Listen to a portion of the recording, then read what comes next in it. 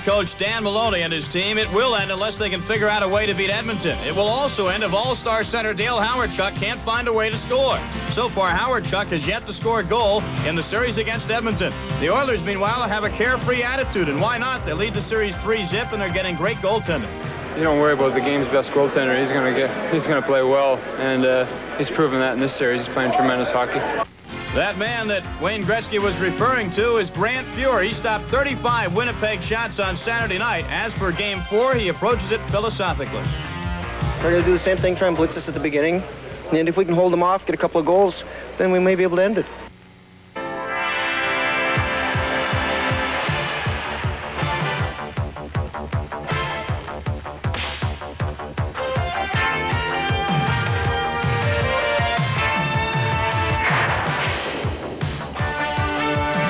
ESPN, the network of the National Hockey League, presents the Stanley Cup playoffs. Tonight, Game 4 of the Smythe Division Finals, Winnipeg Jets and Edmonton Oilers. And a pleasant good evening to you across the USA. I'm Tom Mees, your studio host, and welcome once again to another chapter of Road to the Cup. Will the road end tonight for the Winnipeg Jets, or will the Jets win tonight in front of their adoring crowd at Winnipeg Arena and force a fifth game Wednesday night back in Edmonton? Those are the questions that have to be answered. I'll tell you, though, one question that the Oilers are answering, with all the other things that have gone on in all the other series, it is apparent that the Edmonton Oilers are playing now up to their potential. They look like a true juggernaut and are the favorite in most people's minds to recapture the Stanley Cup that was wrested from the last year when the Calgary Flames upset them. Now let's go to the Winnipeg Arena live for a pregame report. Here's Sam Rosen and John Davidson. Gentlemen. Thank you, Tom. And the theme song played here at the Winnipeg Arena tonight was All We Need Is a Miracle, and that's what the Winnipeg Jets need. And they've got to start by cracking that defense of the Edmonton Oilers. It's been brilliant, John. The only time they've cracked it, they've ran into a wall in Grant Fuhr. The situation is this. The offensive-minded Edmonton Oilers are playing defense. They're coming back 5 men deep, and they're not leaving their zone until they have control of puck, Sam, and that's a playoff format the team has worked on, and they're doing it very well. Grant Fuhr loves the Winnipeg Jets. He's beaten them 10 straight times in the playoffs. He seems to save his best for them. He's absolutely relaxed. He played 33 holes of golf yesterday, never practiced, and he's a person who's concentrating better and better each game. He has not given up a bad goal during his last 3 outings, and you know he's going to give you a strong performance. Now the Winnipeg Jets are making a change in goal. They are changing from Pokey Reddick to Daniel Berthiaume, mostly because they want to change their luck. That's exactly right. Berthiaume is a youngster who is 5'9", he's 150 pounds, and he's quick. He likes to go down a lot. Watch Edmonton shoot the puck up high. He's also a bit of a guesser, and if he's on a good night where the guessing's right, he'll be tough.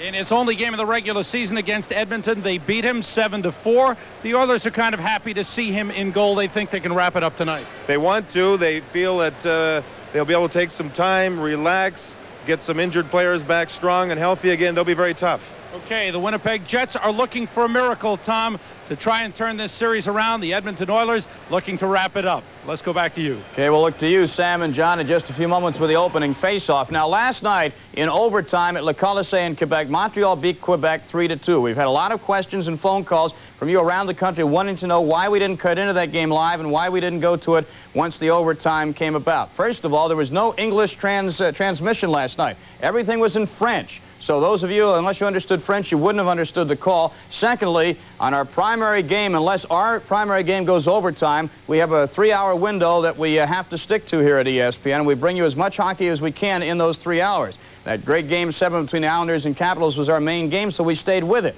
Had we not picked that out as the main game, we couldn't have hung with that game. So we hope you understand there are time limits involved. But Montreal, of course, even the series at 3-2. Now, tonight, after 1 period in Toronto, no score between the Red Wings and the Toronto Maple Leafs. Shots on goal 13-12 in favor of Toronto. We'll update you on that game throughout the evening on Road to the Cup.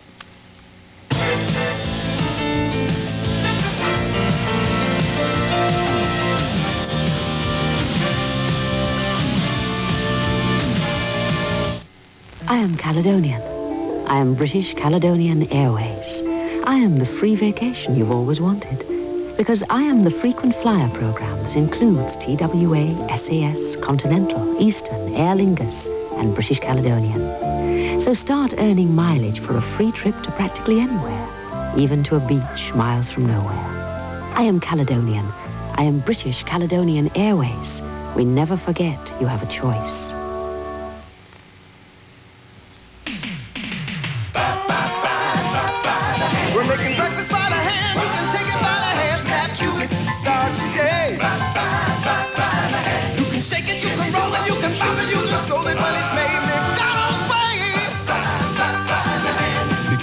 and fresh. Biscuits at their best. 5 delicious kinds. It's a sign of the times. It's a good time. Oh, the great taste of McDonald's. Breakfast by the hand. By the hand.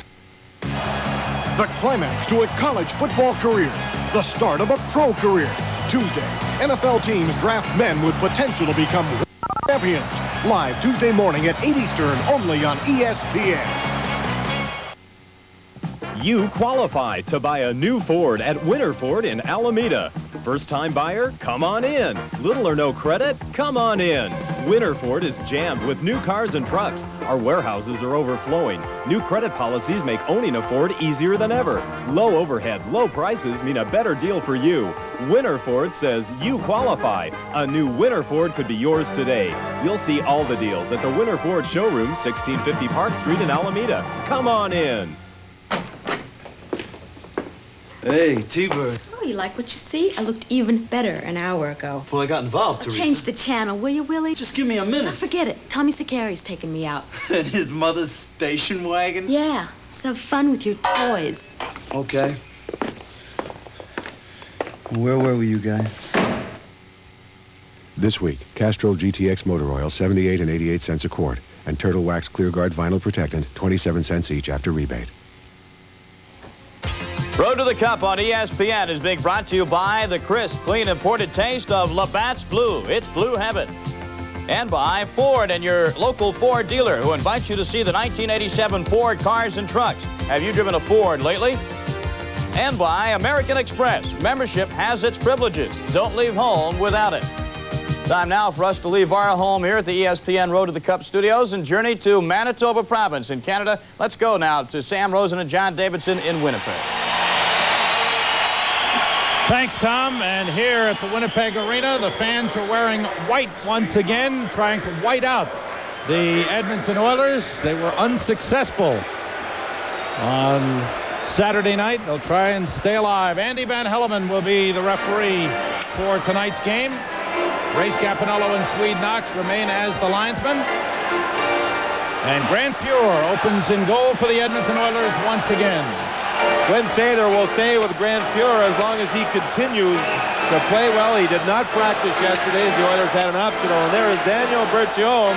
And watch him play with personality. He likes to bounce around. He's very, very quick. And he plays with personality. They need some personality down there in this series. He played all 6 of the games against Calgary and played game 1 of this series against Edmonton, lost in overtime 3-2. We're underway, game 4. Mark Messier sends the puck out of the Edmonton zone. Dave Ellett sends it back. And Fuhr stops it for Kevin Lowe. Lowe, number 4, looking up. Messier already off the ice.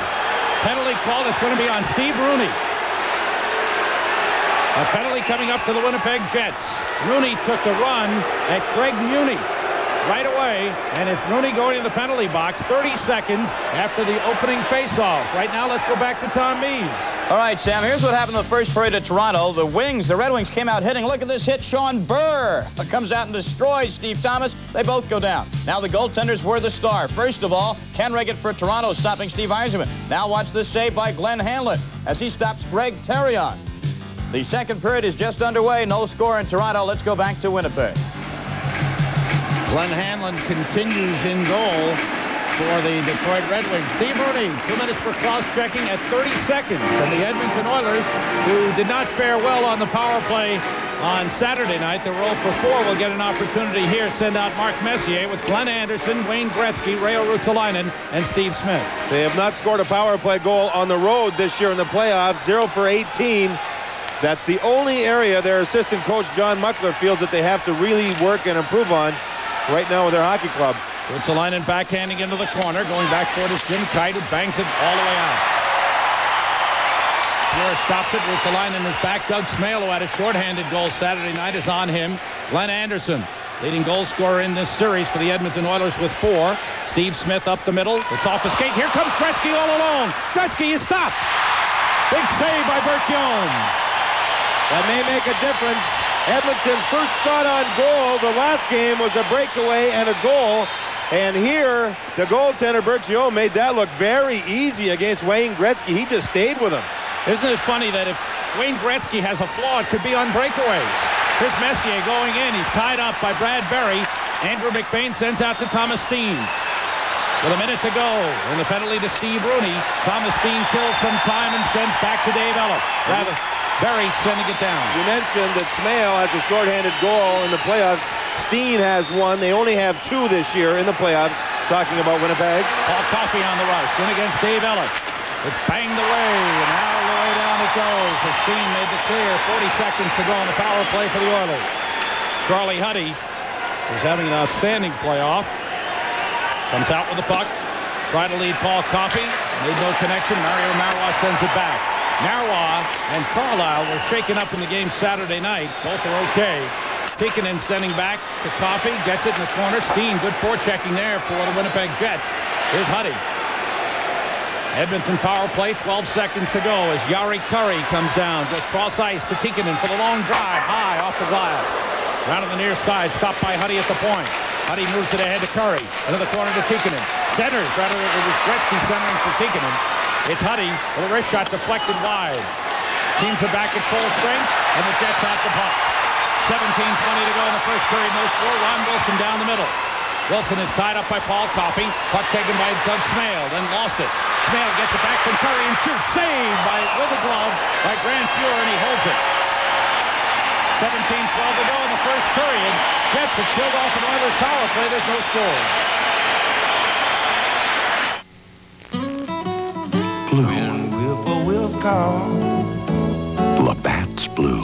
Evening is nigh. Blue heaven. I hurry to mine. Smooth. Clean. Crisp. Labatt's blue. A turn to the right. Imported beer from Canada. Will lead you to mine. Labatt's blue. Yeah. Heaven.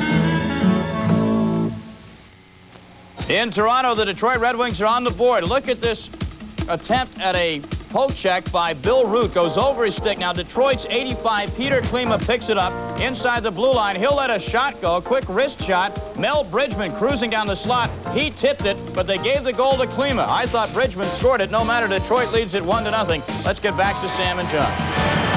Here in Winnipeg, Tom, Paul Coffey has been called for holding at 2:48, and the Jets get an early power play opportunity. They send out Dale Howard-Chuck, Ryan Mullen, Paul McLean, Randy Carline, and Mario Marois. Marois with the puck, sending it around the boards. For Howard-Chuck, his pass taken away by Lowe. Over comes Craig McTavish, unable to clear as Marois blocked it. Battle along the boards. It's kicked free. McLean works it into the corner. Craig Muni sends it up the boards, and it's tipped out by McTavish. Winnipeg have 9 power play goals in the playoffs. Howard-Chuck has 3, McLean 2, and Mullen 2. That's 7 of the 9 by this one Winnipeg forward line. Carlisle was shaken up in the second period, banged his head after a hard hit, and did not return in the third period of the game Saturday night. He's okay. Here's Marois going cross ice for Mullen. Broke it up, knocked away by Muni. Howard-Chuck chasing, bumped by Lowe. Muni plays the boards. McTavish couldn't get there. Marois keeps it in. Into the corner, Craig Muni and Paul McLean. Lowe sends it around near side. Messier there to play it. Hit by Carlisle, but Messier able to clear it. Messier took a heavy body check to be able to clear that puck out of the zone as Carlisle moved in and hit him. The Jets were 0 for 5 on the power play Saturday night, including a 5-on-3. Good play by Dave Hunter from behind Howard-Chuck. Lifted up his stick. Huddy has it. Bangs it off the glass and out. Hunter is there in center for the puck. Feed for Gretzky. Gretzky moves in. Gretzky shoots wide. Gretzky's shot on that breakaway was his first shot on goal in the last 3 games. Did not have a shot on goal in games 2 and 3. Dave Hunter is tied up. Puck taken by Laurie Boschman. Jets power play has 25 seconds left. Olsen dropping it off for Andrew McBain. Wide of the net. It's behind the net. Olsen looking for it. Number 4. He's tied up. Steve Smith takes it away. Good play by the big guy Smith. Gets it to Dave Hunter. And Hunter backhands it all the way down. The Oilers had a 2-minute power play. There was not one stoppage during that 2 minutes. Here, Winnipeg with a power play, there's not been a stoppage either. The penalty-killing unit's doing a superior job of moving the puck out of their own zone. Steen was tied up by Muni. Mo LeMay gets there. Puck knocked down by Boschman. Coffey is back and the teams are at full strength. Andrew McBain tied up by Kevin Lowe. Almost pulled him down. Fans roar. Nothing called. Ellis from the point with a shot deflects off LeMay. Boschman behind the net. Feeds for Andrew McBain. McBain, number 20, with the puck. Drops it back for Boschman. Muni ties him up. Boschman centering pass comes to Coffey. He plays it off the glass and out. 14:45 to go as a lead for Mo LeMay coming in. LeMay turns and shoots, deflected by Steen up into the crowd. 14:41 to go in the first period at the Winnipeg Arena. There's no score. This is the new shape of tough, the new 87 big Ford pickup. And to prove its new toughness and power, we're going to haul this Chevy up this monster mountain of boulders while towing this Dodge. And this year a GMC pickup too. This new aerodynamic Ford has the biggest V8 engine and a new multi-port fuel-injected 6 standard. And there's more news. Now there's a 6-year, 60,000-mile powertrain warranty on all 87 Ford light trucks. Now get 3.9% financing or $600 cash back from Ford. This is what we mean when we say a goaltender has a quick glove hand. Look at Glenn Hanlon of Detroit. Wham! Stopping the shot off the stick of Wendell Clark. Bent his arm back so far he had to take a few minutes to rest. He looked just like John Davidson in his prime, right, Sam? I agree. You know, the two of them work together. They've been talking goaltending. You know, Wendell Clark leads the players in the playoffs with shots on goal. What a save that was. Here's Steve Smith with a shot. Saved by Berthiaume. Tries to cover. It's put in. Mo LeMay banging it in on the scramble. And Edmonton has the jump again. At the 5:27 mark, Mo LeMay picked up from Vancouver. And the trade for Raimo Suominen makes it 1-0. Well, Winnipeg lose the faceoff in their own zone. And you see everybody from the Oilers go to the net. There's a loose puck up in the air. LeMay works at it. And it ends up being banged in. I don't think it was LeMay. I think it was the winger. Might have been Krushelnyski. I think it was Krushelnyski. Watch, he comes in late. That's Krushelnyski, maybe McSorley. I'm not sure who that was, but it's definitely in the net. Offside. Winnipeg coming in. One thing's for sure, the Oilers, all three forwards driving hard for the net. As soon as they won that faceoff and there was a loose puck, they knew that their defenseman was going to move in and get it. Everybody else went to the front of the net, and they made sure LeMay gets credit for the goal. And Smith gets credit for the assist. He's the man that took the shot, and Berthiaume had trouble putting that shot into the corner. So the Edmonton Oilers take a 1-0 lead on the Winnipeg Jets. LeMay's third goal in the playoffs. That's a surprise. Smith is hit by Gillamel. Ristolainen moves the puck to Ron Wilson. Number 24 is there. Gives it side of the net for Nill. Knocked away from him. Hamel coming in. The puck is still loose. It's taken away by the Edmonton Oilers. Mike Krushelnyski getting free and coming down the middle. And it was hooked and slowed down. The puck taken by Jim Kite. Finds Ron Wilson. Wilson's pass deflected by LeMay.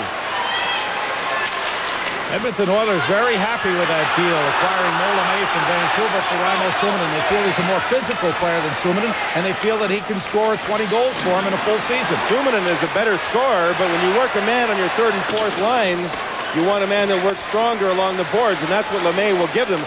But LeMay, if he gets 20 goals, that'll be an added bonus.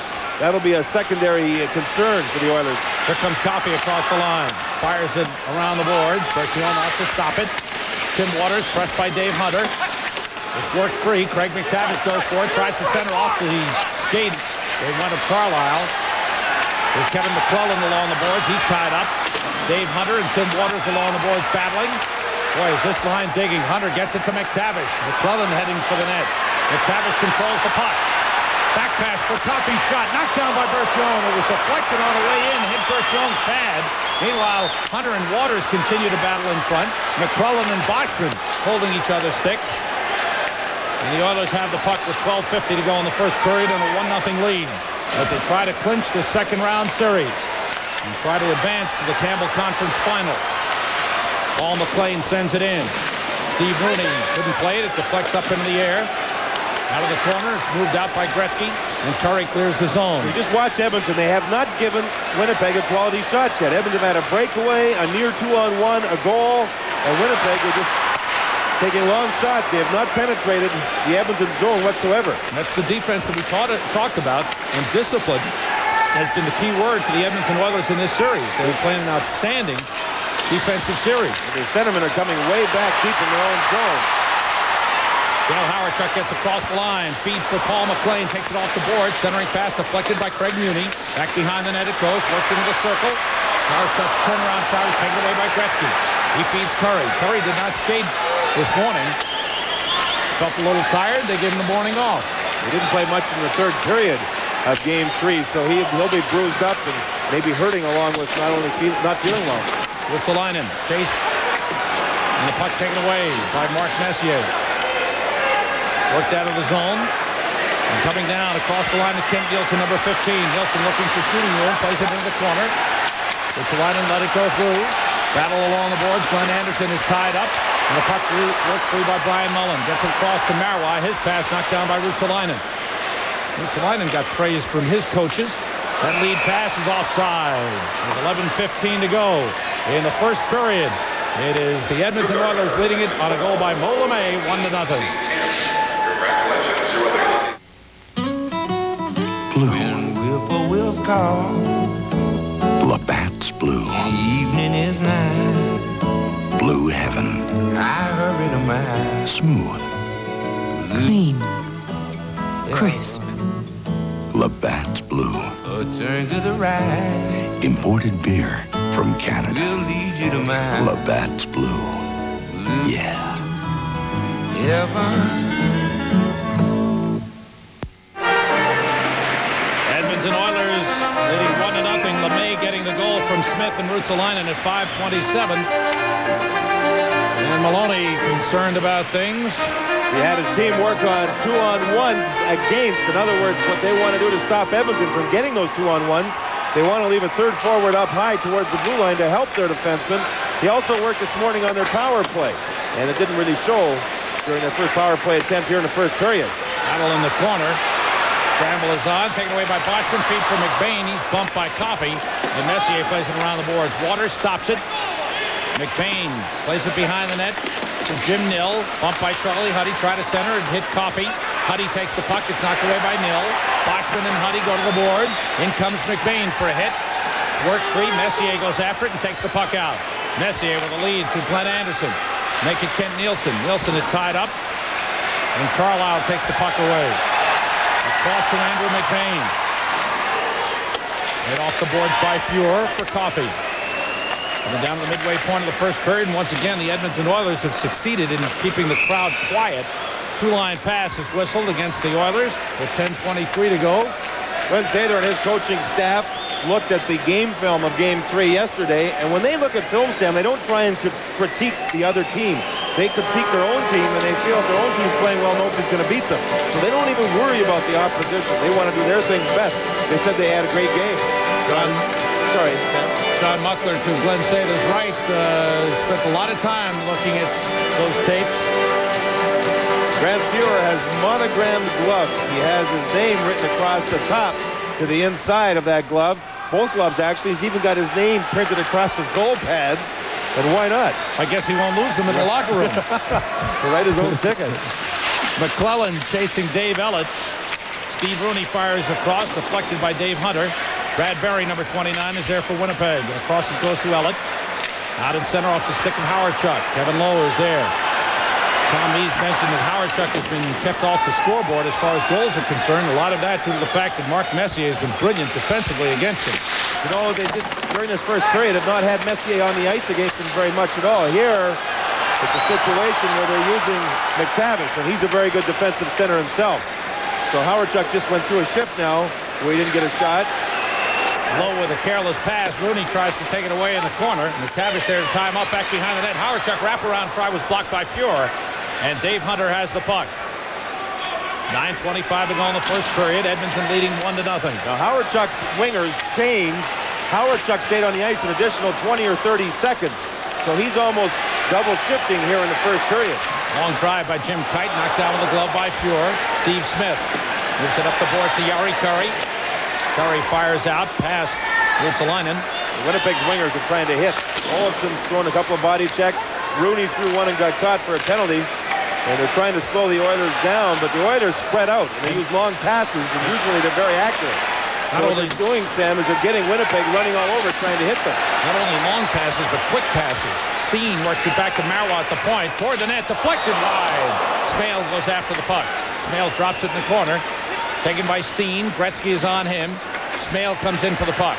Looking. Centers. Knocked aside by Fuhrer right through. And taken by Esa Tikkanen. Taken in, goes rink wide, deflected in by Gretzky. Perry goes after it. Tight is there first. Around the boards to McBain, who chops it out of the zone. Thomas Steen is there. Steen plays it for Smale. Smale comes into the Edmonton zone. He's surrounded, tied up by Coffey. Still has the puck. Smale working hard, goes back to Carlisle. Carlisle looking toward the net. Deflection by Howard-Chuck is up into the crowd. 8:07 to go, first period at the Winnipeg Arena. Game 4, Edmonton leading 1-0. Have you driven a Ford? Ford announces low 3.9% financing or $600 cash back on America's truck, the big Ford pickup, and Bronco 2, both 4- and 2-wheel drive. Also get 3.9% or $500 cash back on Ford Ranger. Combine the cash back with option package discounts and you can save $18.11 on Ranger, $21.65 on Bronco 2, and $23.97 on the big Ford pickup. Great values at your Ford dealer now.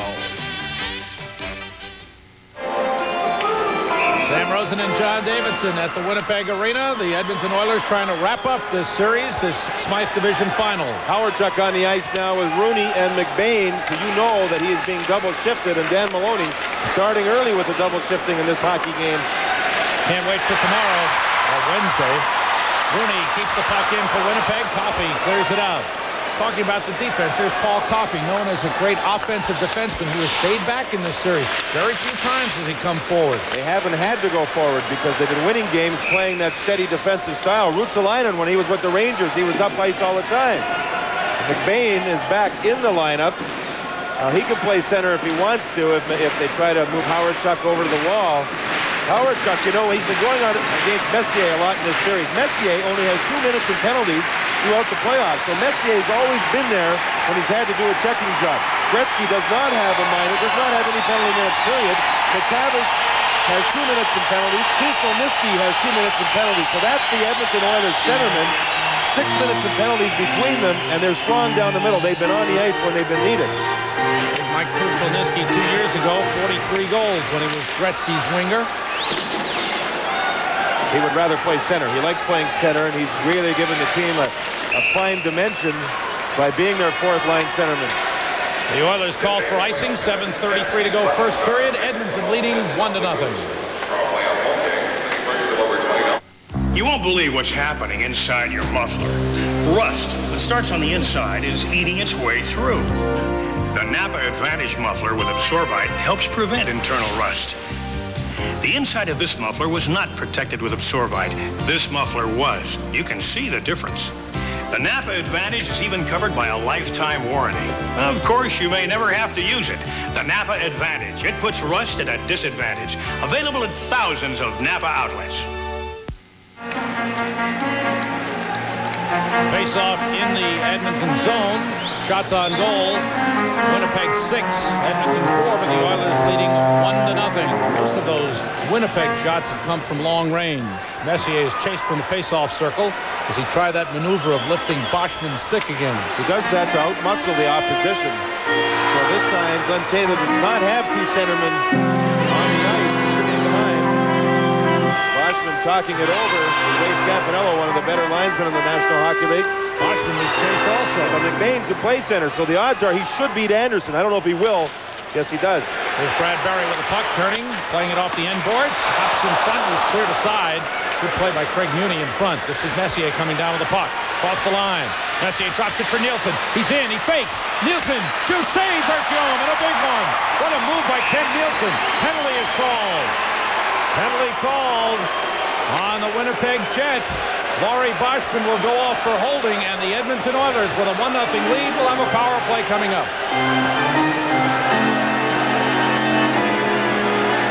Have you driven a Ford? Now you can get low 3.9% financing or $400 cash back on America's award winner, Ford Taurus. And get 3.9 financing or $600 cash back on Ford Escort and Ford Tempo. Combine the cash back with option package discounts, and you can save $1,558 on Tempo, $1,294 on Escort, and $950 on Taurus. Great values at your Ford dealer now.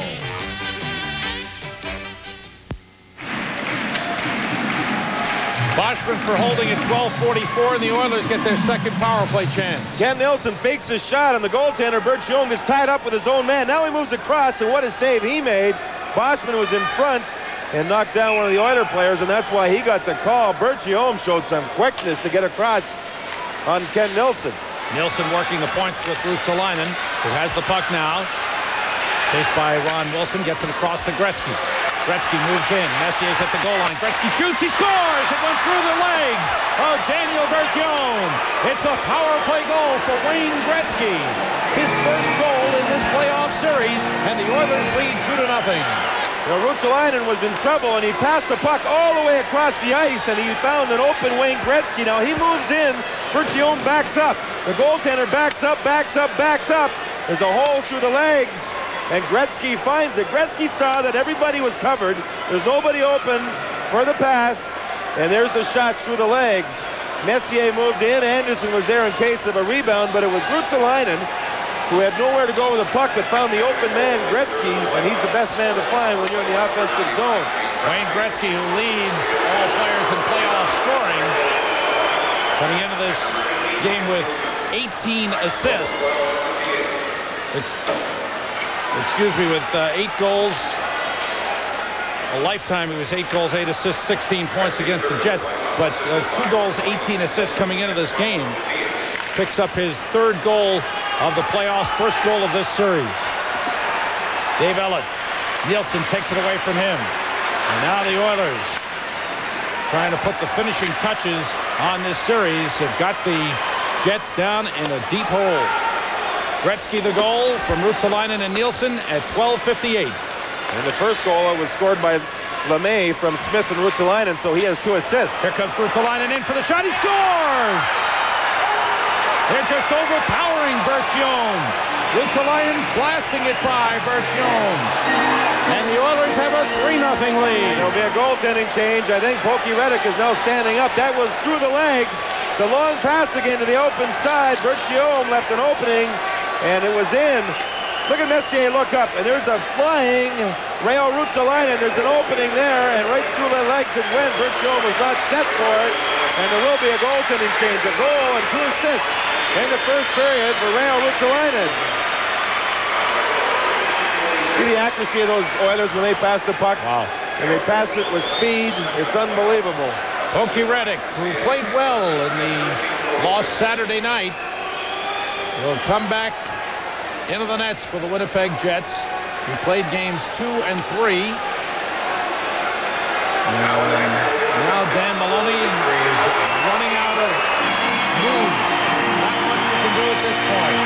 The goal is Ruotsalainen from Messier and Nilsson at 13:46. So the acquisitions, Ruotsalainen a goal and 2 assists, Nilsson 2 assists, and LeMay a goal. The late season acquisitions by the Oilers are really contributing here in this game. And for Ruotsalainen, he is an Edmonton Oiler. People are speculating that if he comes back, there will be more compensation going to the Rangers for the rights to Ruotsalainen. There will not be. Glenn Sather told us this morning, and you know Dan Maloney is just turning on the inside. He ran a very disciplined, organized practice this morning. He did not get good goaltending here in the first period from Berthiaume. He made the change quickly, knowing that they still have time. 5:55 to go as Smale centers for Olsson. It slides through. Olsson chases down. Rookie Frederick Olsson still with it. Works his way in front. Backhander deflects wide. Olsson again. The back pass for Ellett. His shot toward the net. Knocked down. Here comes Olsson, and he centers right past Thomas Steen. Bradbury with the puck. Good pressure here by the Jets. Pure jumps up and grabs the puck. 5:35 to go. First period. The Edmonton Oilers have a 3-0 lead on the Winnipeg Jets. Blue. Whippoorwills call. Labatt's blue. Evening is nigh. Blue heaven. I hurry to my Smooth. Clean. Crisp. Labatt's blue. A turn to the right. Imported beer from Canada. Will lead you to my Labatt's blue. Yeah. heaven.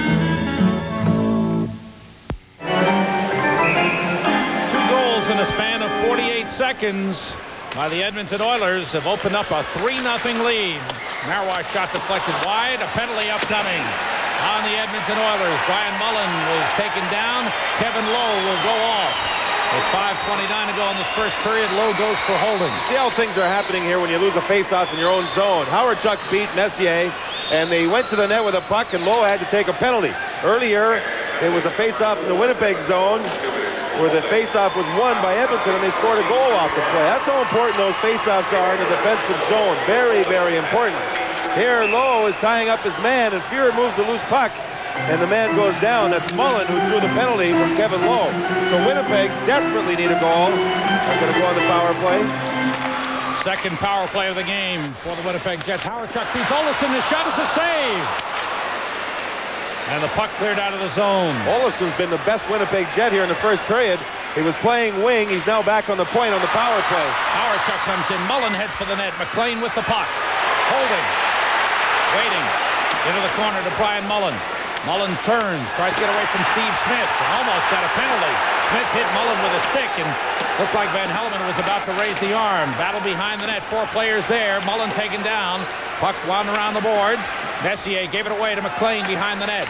McLean checked by Steve Smith. Mullen takes the puck. Back to Olofsson. Across it goes to Marois. Marois into the slot, taken away by McTavish. And Craig McTavish comes out, 1:10 to go. And the penalty to Kevin Lowe. Olofsson slides it across to Marois. Here come the Jets on the power play. Lead for Howard-Chuck. Going in. Coffey gets back. What a play by Paul Coffey. Taken back by Howard-Chuck. Behind the back to McLean. His pass in front was knocked away by Coffey. Seems like one too many passes by the Winnipeg Jets. Here's Mullen putting it through. Knocked away by Fuhrer. Gretzky gets to the puck. Slides it by Mullen and comes out. A great move by Gretzky. Kills some time and feeds Charlie Huddy. Huddy turns, his shot blocked. And the stick broken. Randy Carly's stick was broken. Here comes Dave Ellett. 30 seconds to go on the power play for Winnipeg. Ellett with the puck. Boschman heading toward the net. Ellett shoots wide. All the way around. Stopped by Carlisle. Bangs it off the boards. McBain puts it into the corner. Boschman there.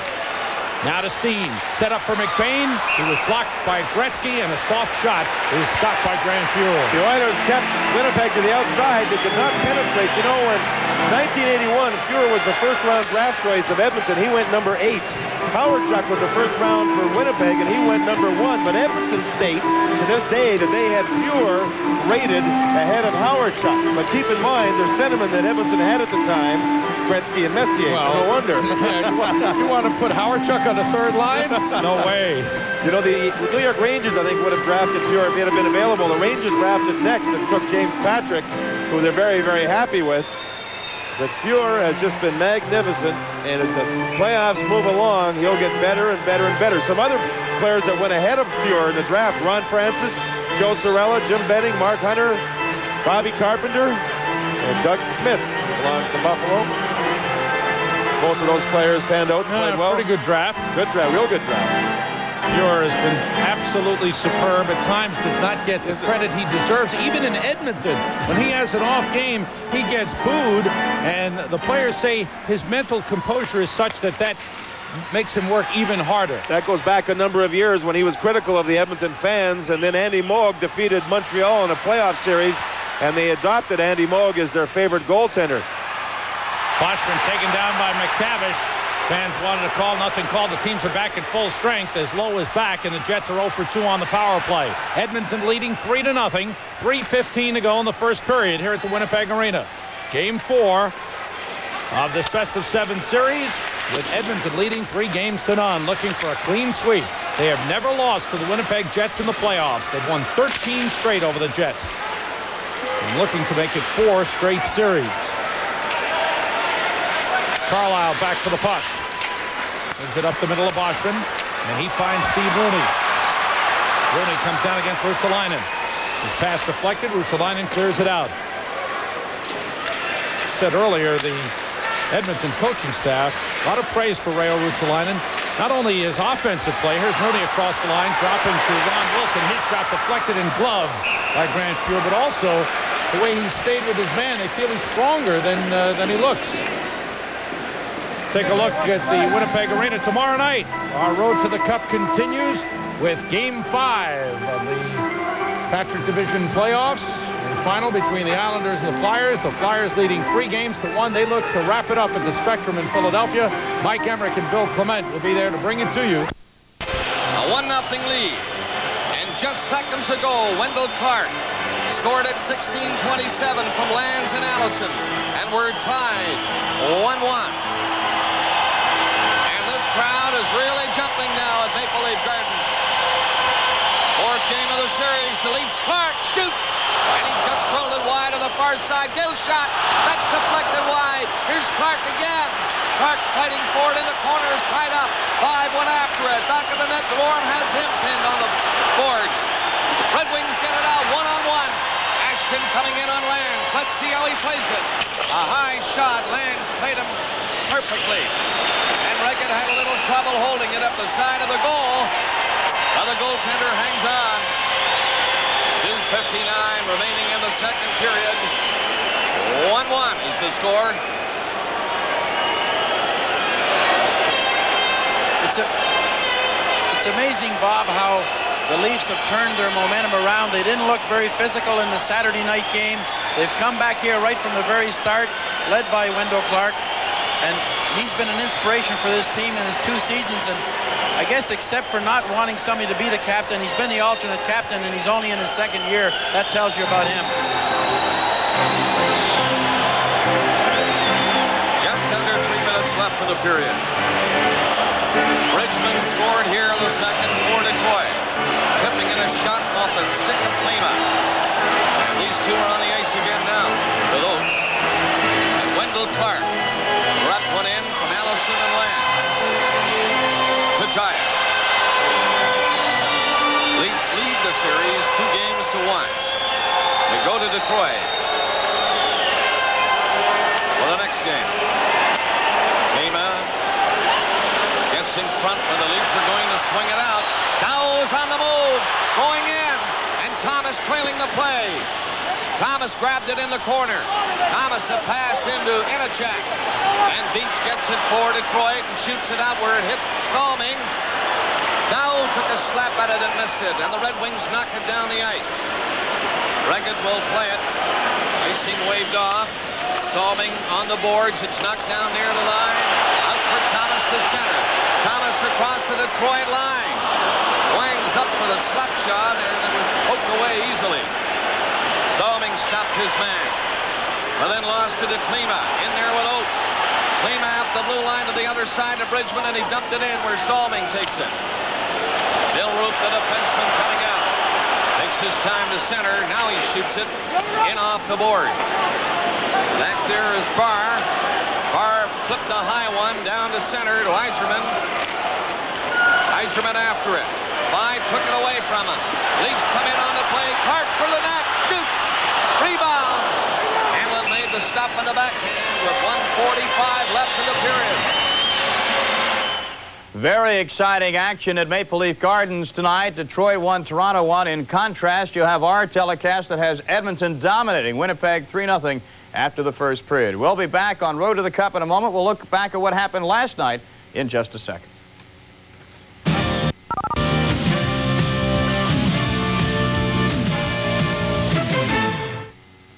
Roger, 1-9er, you've been cleared for takeoff. Let's go. Take off for the stars with cable TV. Cable takes you to Hollywood, to Broadway, to sporting events. And now it takes you across Continental's mainland USA. We've got cash connections that could save you up to $100 cash on Continental's already low fares. So take off with this unbeatable offer. Cable is your ticket to great premium services, so don't miss your flight. Call Viacom Cablevision or Gill Cable today.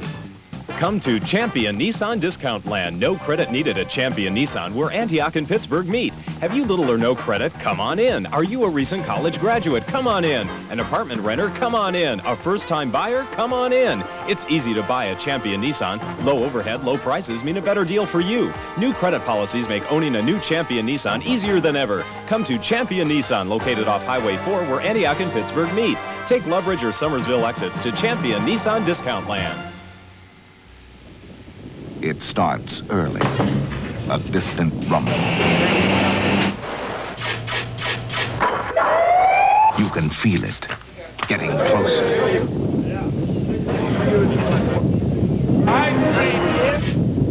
Magical, unstoppable.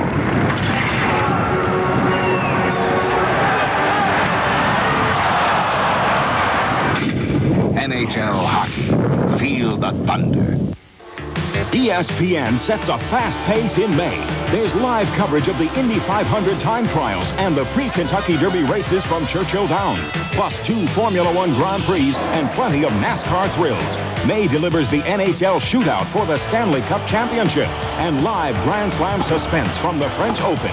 May means home run heroes at the College World Series and pressure putts at the PGA Tour Memorial Tournament. It's the hottest May ever on ESPN. Last night of the Adams Division Finals, it was Game 4 at Le Colisée in Quebec as the Nordiques sought to go 3-1 up on Montreal, but it didn't work out that way. Let's see how the Canadiens even this series at 2 games apiece heading back to Montreal. Right at the start, fisticuffs. Sergio Momesso of Montreal, Basil McRae of Quebec. McRae gets the extra 2 minutes for instigating, giving Montreal a power play, and they take advantage. Bobby Smith with the puck, stops, and a nice pass to Mats Naslund cruising down the slot. Montreal led 1-0 just seconds into the game. Later on, Guy Carbonneau of the Canadiens. He'll pass off to Mike McPhee. This is Carbonneau. This is McPhee. He has time to measure. Gosselin, the goaltender, 2-0 Montreal. But later on, here comes Quebec. Number 23 with the puck is Paul Gillis. He'll get it out front to John Ogrodnik, who's had a great playoffs. He scores his 7th goal of the playoffs, cutting the margin to 2-1. Start of the second period, the Stastny brothers. Peter to Anton for the goal. We're tied at 2. We go to overtime. And in the overtime period, Mats Naslund, that's right, the little one, number 26, fires from the blue line and beats Mario Gosselin. Montreal wins 3-2. They even the series at 2-2. And Game 5 of that Adams Division Final, and it's a corker of a series. Will be at the Forum in Montreal. That's tomorrow night. We'll be back with more, including the Bud Light scoreboard as Road to the Cup continues.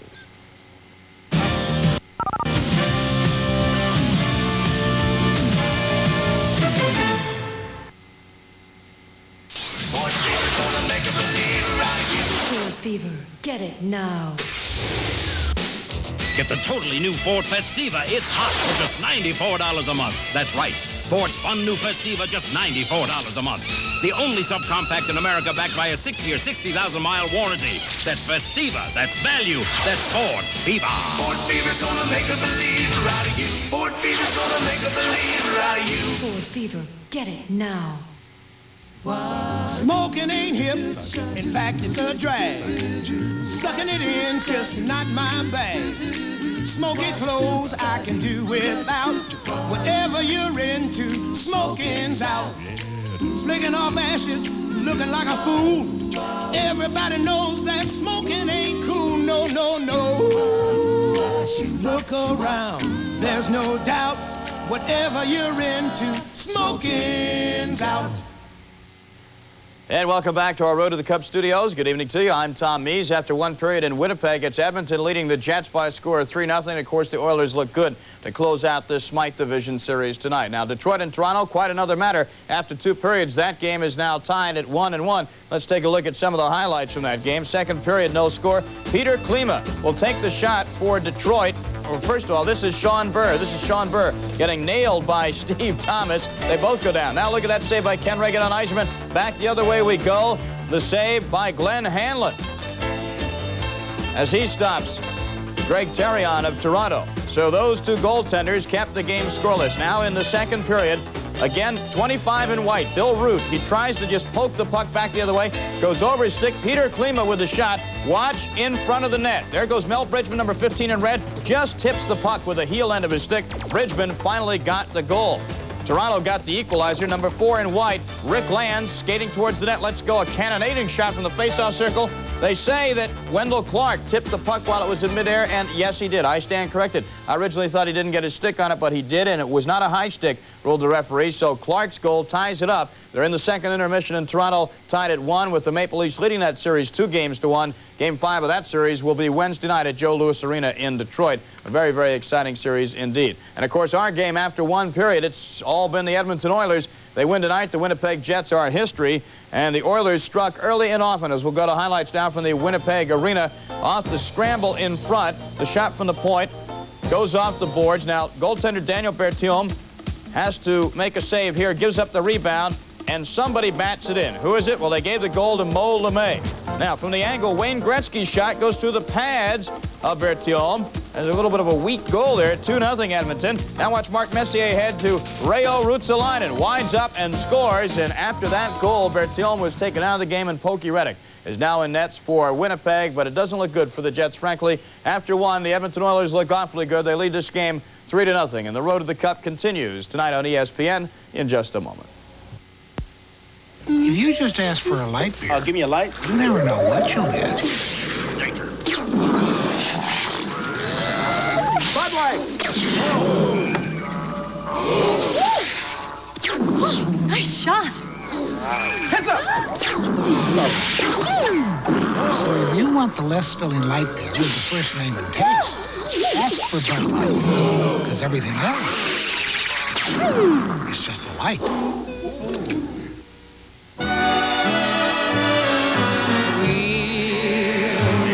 Again, don't know where, don't know when. More mechanics choose Champion than any other spark plug.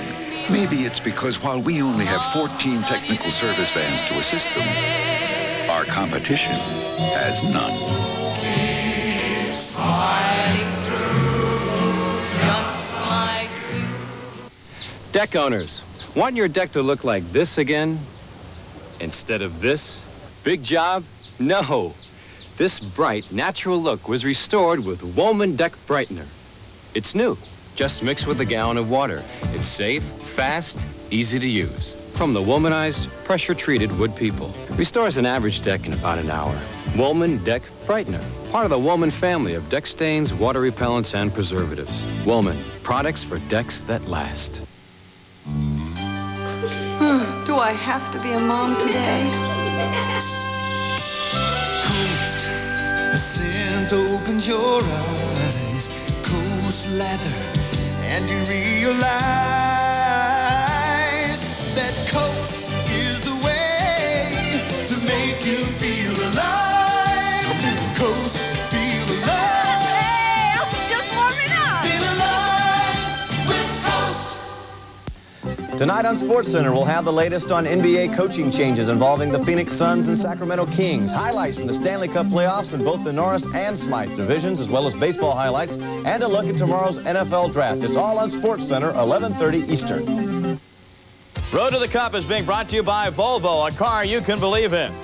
And by Walker Advantage Mufflers. They put rust at a disadvantage. Well, the Winnipeg Jets are at a definite disadvantage. They trail the Edmonton Oilers 3-0. We're set now for the second period of play. From the Winnipeg Arena, let's go live to Sam Rosen and John Davidson. Thanks, Tom. There's been a scoring change on that first goal. Marty McSorley has now been credited with the first Edmonton goal off that scramble. Mo LeMay and Steve Smith get the assist. 5:27 is the time of that first goal. As we get set to start the second period, shots on goal for that first period now officially Winnipeg 12, Edmonton 11. Grant Fuhr, an outstanding first period. Line juggling going on to start the second period. Dan Maloney finally gets Howardchuk on the ice against McTavish. Oilers open with Lowen Muni on defense. McTavish, Hunter, and McClelland up front. Ellett and Berry on defense for Winnipeg with Olesen, Howardchuk, and Steen up front.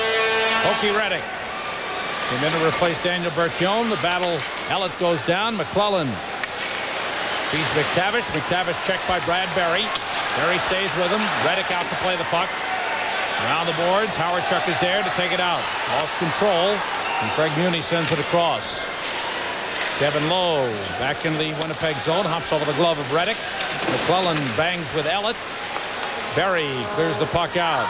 Icing waved off. Ruotsalainen will have to go back to get it.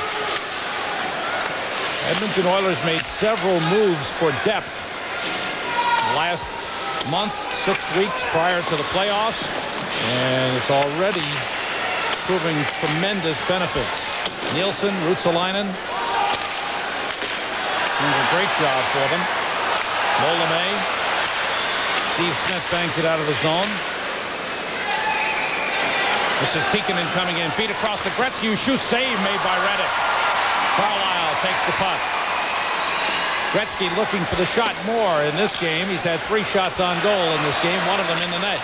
Going into this game, there was 4 players on his own team that had more shots on goal than Wayne Gretzky in the playoffs. Here comes Gretzky again. He winds up and shoots wide of the net. Into the corner it goes. Carlisle and Nill bump with each other, and Nill has the puck.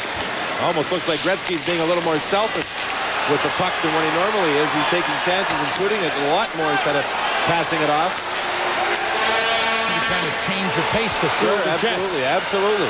McBain has it. Pass across, taken by Yari Curry. And a delayed penalty is upcoming on the Winnipeg Jets. Penalty has been called. Jets get an extra skater on.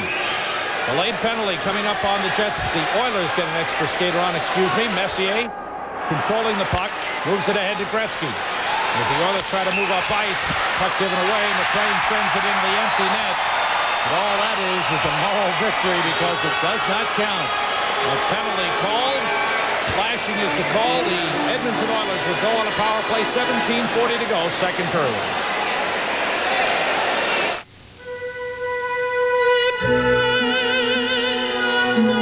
The 1946 MG. The 1957 Thunderbird. 1987 Volvo 740 Turbo. A collector's item you can drive every day. Winnipeg Jets down by 3, can't afford to take bad penalties, and Andrew McBain took a bad one there. Way back behind the play, Sam, slashing at 2:20. Edmonton on the power play. You know, game 3, Turnbull took a 10-minute misconduct. He slashed the referee with his stick, and he could have ended up getting a heavy suspension over the play if it had been written up in that context. But they're taking stupid penalties that won't help their hockey club. Oilers were offside on the play. Official time of the penalty is 2:20. 2:20 is the time of the penalty. You look at Kent Nielsen, who came over from the Minnesota North Stars, played here in Winnipeg for 2 years in the WHA. In fact, the last year of the WHA, he was on the Avco Cup champions here in Winnipeg. If they win this game, he gets to go home to Minneapolis, where his wife and 2 young boys are, and he'll get a chance to spend a couple of days with the family before going back up to Edmonton to practice to prepare for the next round, and it looks good. His wife is up there for the 2 games. The boys are back in Minneapolis. He'll take his wife back and see the wife and the 2 boys back in Minneapolis. 3-0. Oilers leading on a power play. They're third of the game. They're 1 for 2 thus far. Not going to leave his wife here yet. No. Huddy moves it. Nilsson feeds Anderson. Anderson comes ahead. Bumped by Smale. Slowed down the puck cleared by Barry to Ron Wilson. Wilson moves down. Hook checked away, and here come the Jets again. Nielsen. Feed across to Messier. Just scoop to the inside and it's chopped away. Messier almost got hit by that stick from Brad Barry. Messier tied up by Marois in the corner. Bangs it back to Coffey at the point. Coffey looks around. Sends it to Messier. Anderson set up in front. The puck deflects through to Nielsen. Up the boards to Huddy. Huddy across to Coffey. Around the boards, Reddick out to move it, but gave it away to Nielsen. Nielsen slowed down by Smale, gets it back to Huddy. Quickly across, but Coffey had vacated the point. Now come the Winnipeg Jets. Marois moves down. Marois across the line for Ron Wilson. Back for Marois. Marois against Coffey. Coffey ties him up. Marois keeps it alive. Good work by Mario Marois. Wilson has the puck. Checked by Charlie Huddy. Huddy takes it away. 25 seconds to go on the power play for the Edmonton Oilers. Glenn Anderson moves up. Feed ahead to Gretzky. Tied up by Dave Ellett. Anderson sends it around the boards. Reddick stops it for Frederick Olofsson. To the far side, Ruotsalainen stops it. Moves it back behind the net. Reddick and Gretzky get there. It's given away to Curry. Then knocked away from him, and out comes Dale Hawerchuk. That should do it for the penalty to Andrew McBain. Here comes Thomas Steen with Smith there. Smith takes the puck back. Penalty is over. McBain is back, team for full strength. Oilers are 1 for 3 on the power play in the game. Steve Smith, lead for Gretzky. Gretzky is tied up with the puck taken by Dale Hawerchuk. Hawerchuk fires across the Paul McLean, moving in against Larry Ruotsalainen. Ruotsalainen swept it away, and so did Grant Fuhr. Gretzky feeds Curry. 15-15 to go. Second period. Oilers lead 3-0. Olesen tied up by Curry. Reddick takes the puck, drops it off for Howardchuk. Out comes Brian Mullen. Mullen moves down, long shot wide of the net. Kevin Lowe goes over. McLean is there as well. Lowe moves around Mullen for the puck. And clears the zone to Curry. Lead for Gretzky coming down against Tim Waters. Gretzky feeds in front. Hunter was tied up. And Carlisle takes it for Winnipeg. Carlisle to Paul McLean. McLean comes in with Boschman. Cavish and Waters were battling in center ice. Waters goes back for the puck with Cavish right on him. We go to the boards. Carlisle goes for the puck. It started out as a battle between Waters and Gretzky. Waters is an antagonist. He will go after the other team's best players and try and get them off their game. And that's what he's been trying to do to Wayne Gretzky. Nice lead for Boschman. Boschman feed across, taken off the boards by Rooney, whose shot is knocked down by Fuhr. The rebound overskated. Rooney was hit from behind by McClellan. And for a cross-checking call. And Van Helden let it go. Out comes Craig McTavish, dumping it into the Winnipeg zone. There's been only one shot on goal in this period. And that was by the Edmonton Oilers. That's what's on the board right now.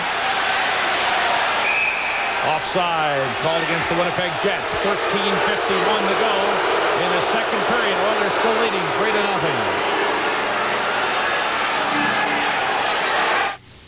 You won't believe what's happening inside your muffler. Rust that starts on the inside is eating its way through.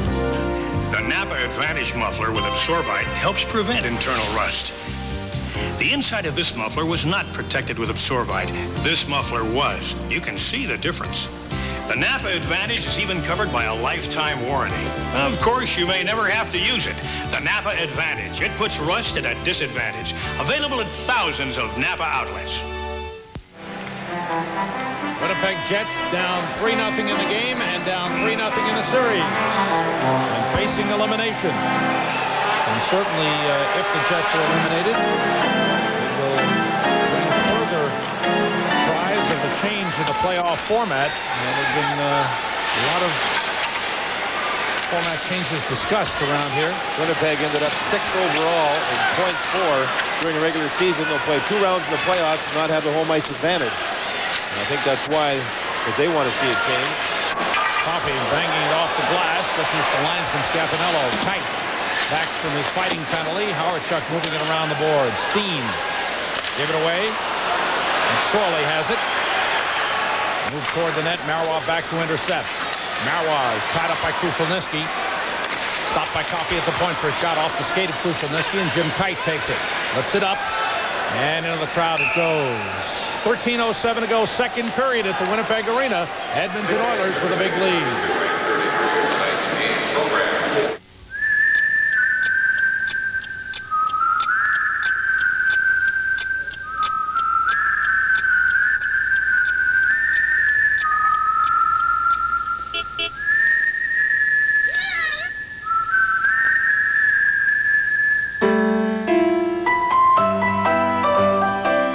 Volvo 760, the car for people whose means have changed, but whose values haven't. The outstanding defensive play of the Edmonton Oilers continues. Their offense is always there. I think the defense tends to surprise people. Well, it's absolutely surprising me that they're playing it this well night after night after night, and they seem to be content with just doing their own jobs in their own zone and then getting goals, and they call the goals gravy. Krushelnyski off the faceoff, got a good shot on goal. Second time they've done that. Once Messier did it, and that time Krushelnyski did it. Muni's back for the, Smith is back for the puck and drop it off to Ruotsalainen. Off the skate of Mo LeMay. Loose. Ruotsalainen chases after it. Knocked down by Dave Ellett and cleared out of the zone. Tomorrow night, Game 5 of the Patrick Division Final. Philadelphia Flyers looking to wrap it up against the New York Islanders. We'll have it for you live at 7:30 from the Spectrum in Philadelphia. Mike Emmerich and Bill Clement will be there to call it for you. Brad Berry gets it out of the zone. Steve Smith sends it back in. Dave Ellett, who started Bowling Green, moves it across. He's had a couple of good offensive seasons for the Winnipeg Jets. I think at times his defense has gotten overlooked, but the Jets certainly improved defensively this year. In comes Yari Curry, moves in front. Curry waits, save off the glove of Reddick. Curry waited for Reddick to make the move, but Reddick still got the glove up in time. Frederick Olsen comes in. Olsen against Fuhr, and he has to weave off into the corner. Olsen still with the puck. Curry with him. Behind the net, Boschman. Curry on him, pokes it to the corner. Smale for Winnipeg. Smale still with the puck. Drives it around for Boschman. Chased by Muni. Back to Kite one time, and he scores!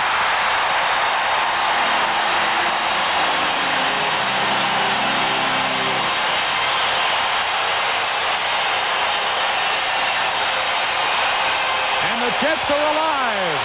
The first time this hockey game they've been able to go in and create a turnover, and Boschman was waiting for the puck. He got it from Hunter, and you see the deflection as Kite took the shot, and it went off his teammate's skate. Olsen has himself parked there, nobody around him, and it was actually Curry who threw the puck away. Olsen, who in my opinion has been the best Jet during this hockey game, will get credit for that goal. I think it may have gone off the stick, John. I think he deflected it with the stick. He seemed to turn the stick at the last minute. Olsen on the deflection, and Winnipeg has a goal, and the whistle stops play. With 11:29 to go in this second period, the Jets have scored, and Edmonton leads 3-1.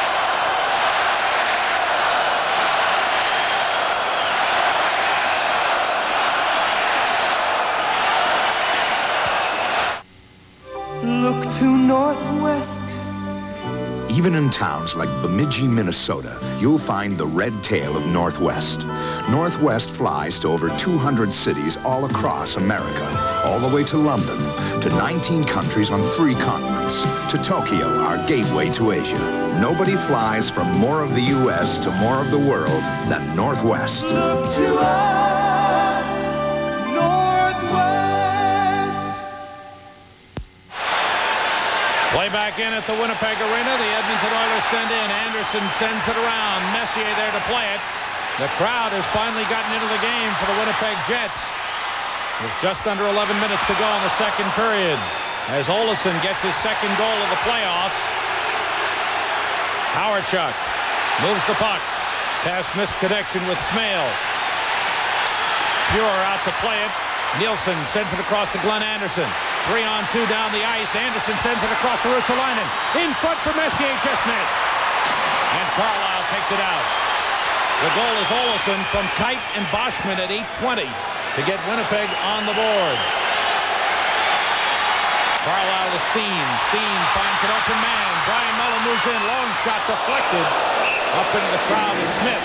Got his stick on it. Brings the face-off in the Edmonton zone with 10:18 to go.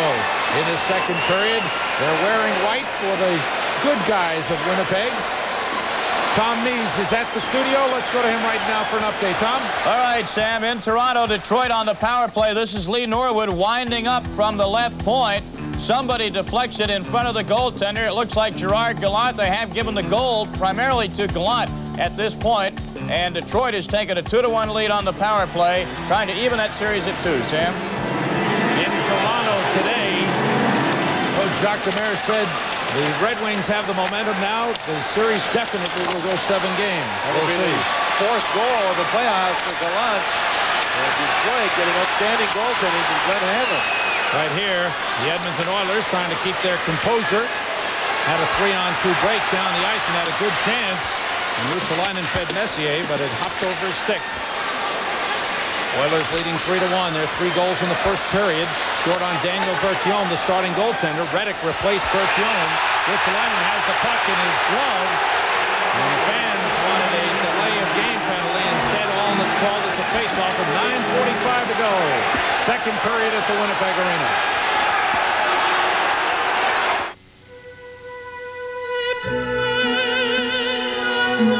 The 1946 MG. The 1957 Thunderbird. The 1987 Volvo 740 Turbo. A collector's item you can drive every day.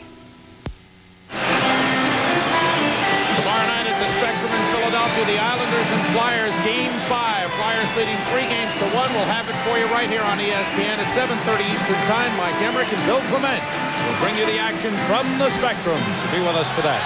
Mark Howe, plus 13 in the playoffs. He continues to do it. Coffey clears the zone. Krushelnyski. Bumped by Smale.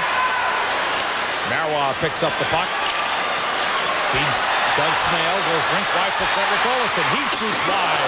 Olofsson is flying for Winnipeg tonight. Kite with a hit along the boards. Puck taken away by Huddy. Anderson lifts it way up into the air. Bangs off the scoreboard. And a whistle stops play. I guess the scoreboard is not in play here. The ground rules say you cannot hit the scoreboard with a clearing pass.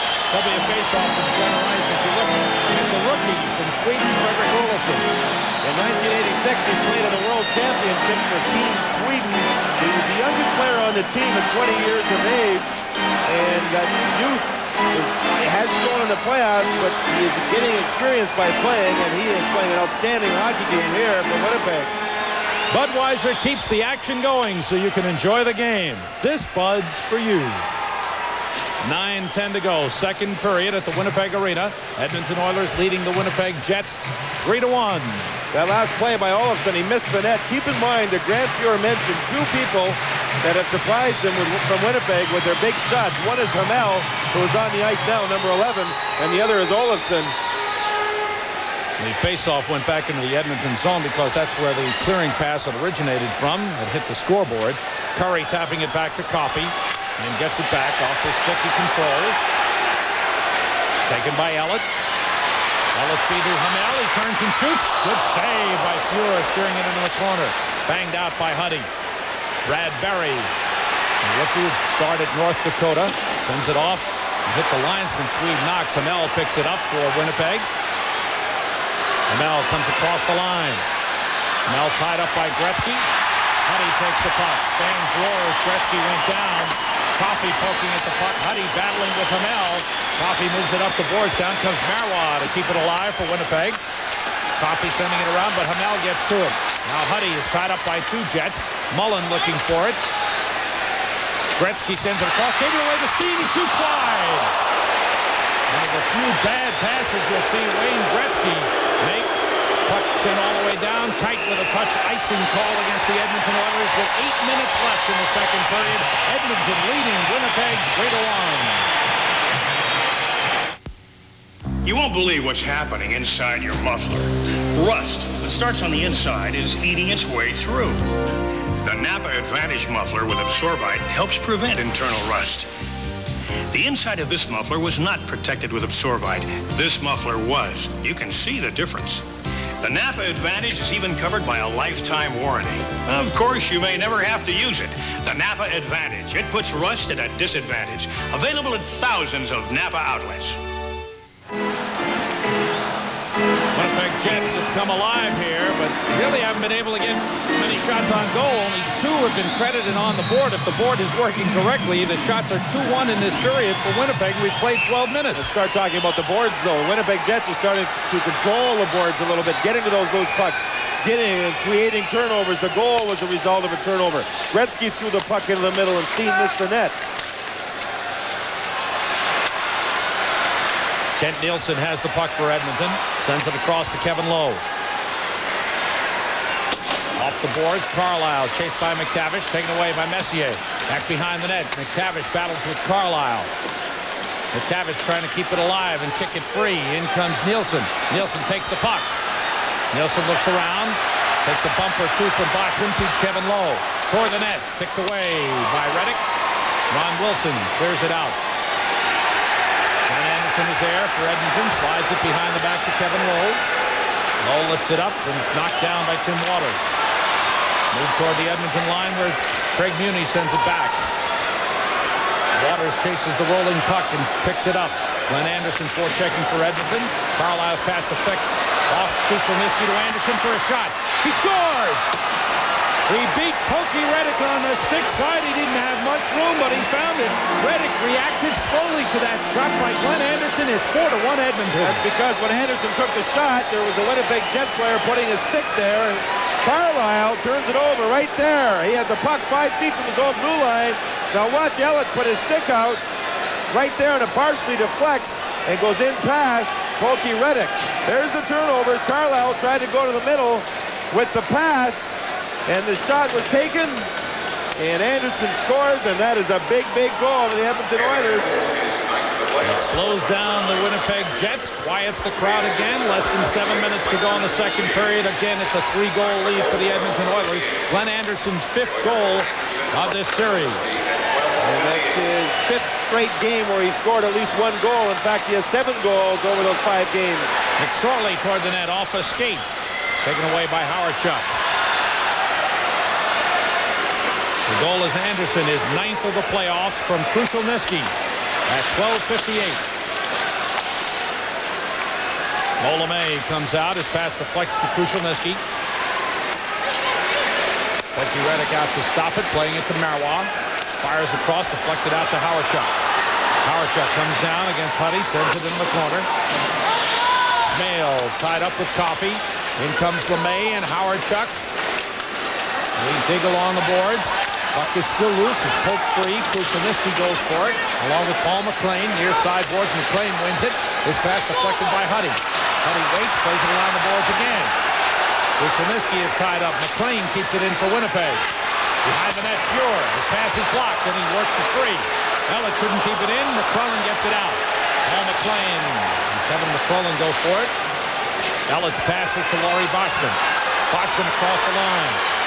Feed for Rooney. His shot deflects behind the net, and it's taken by Charlie Huddy. Out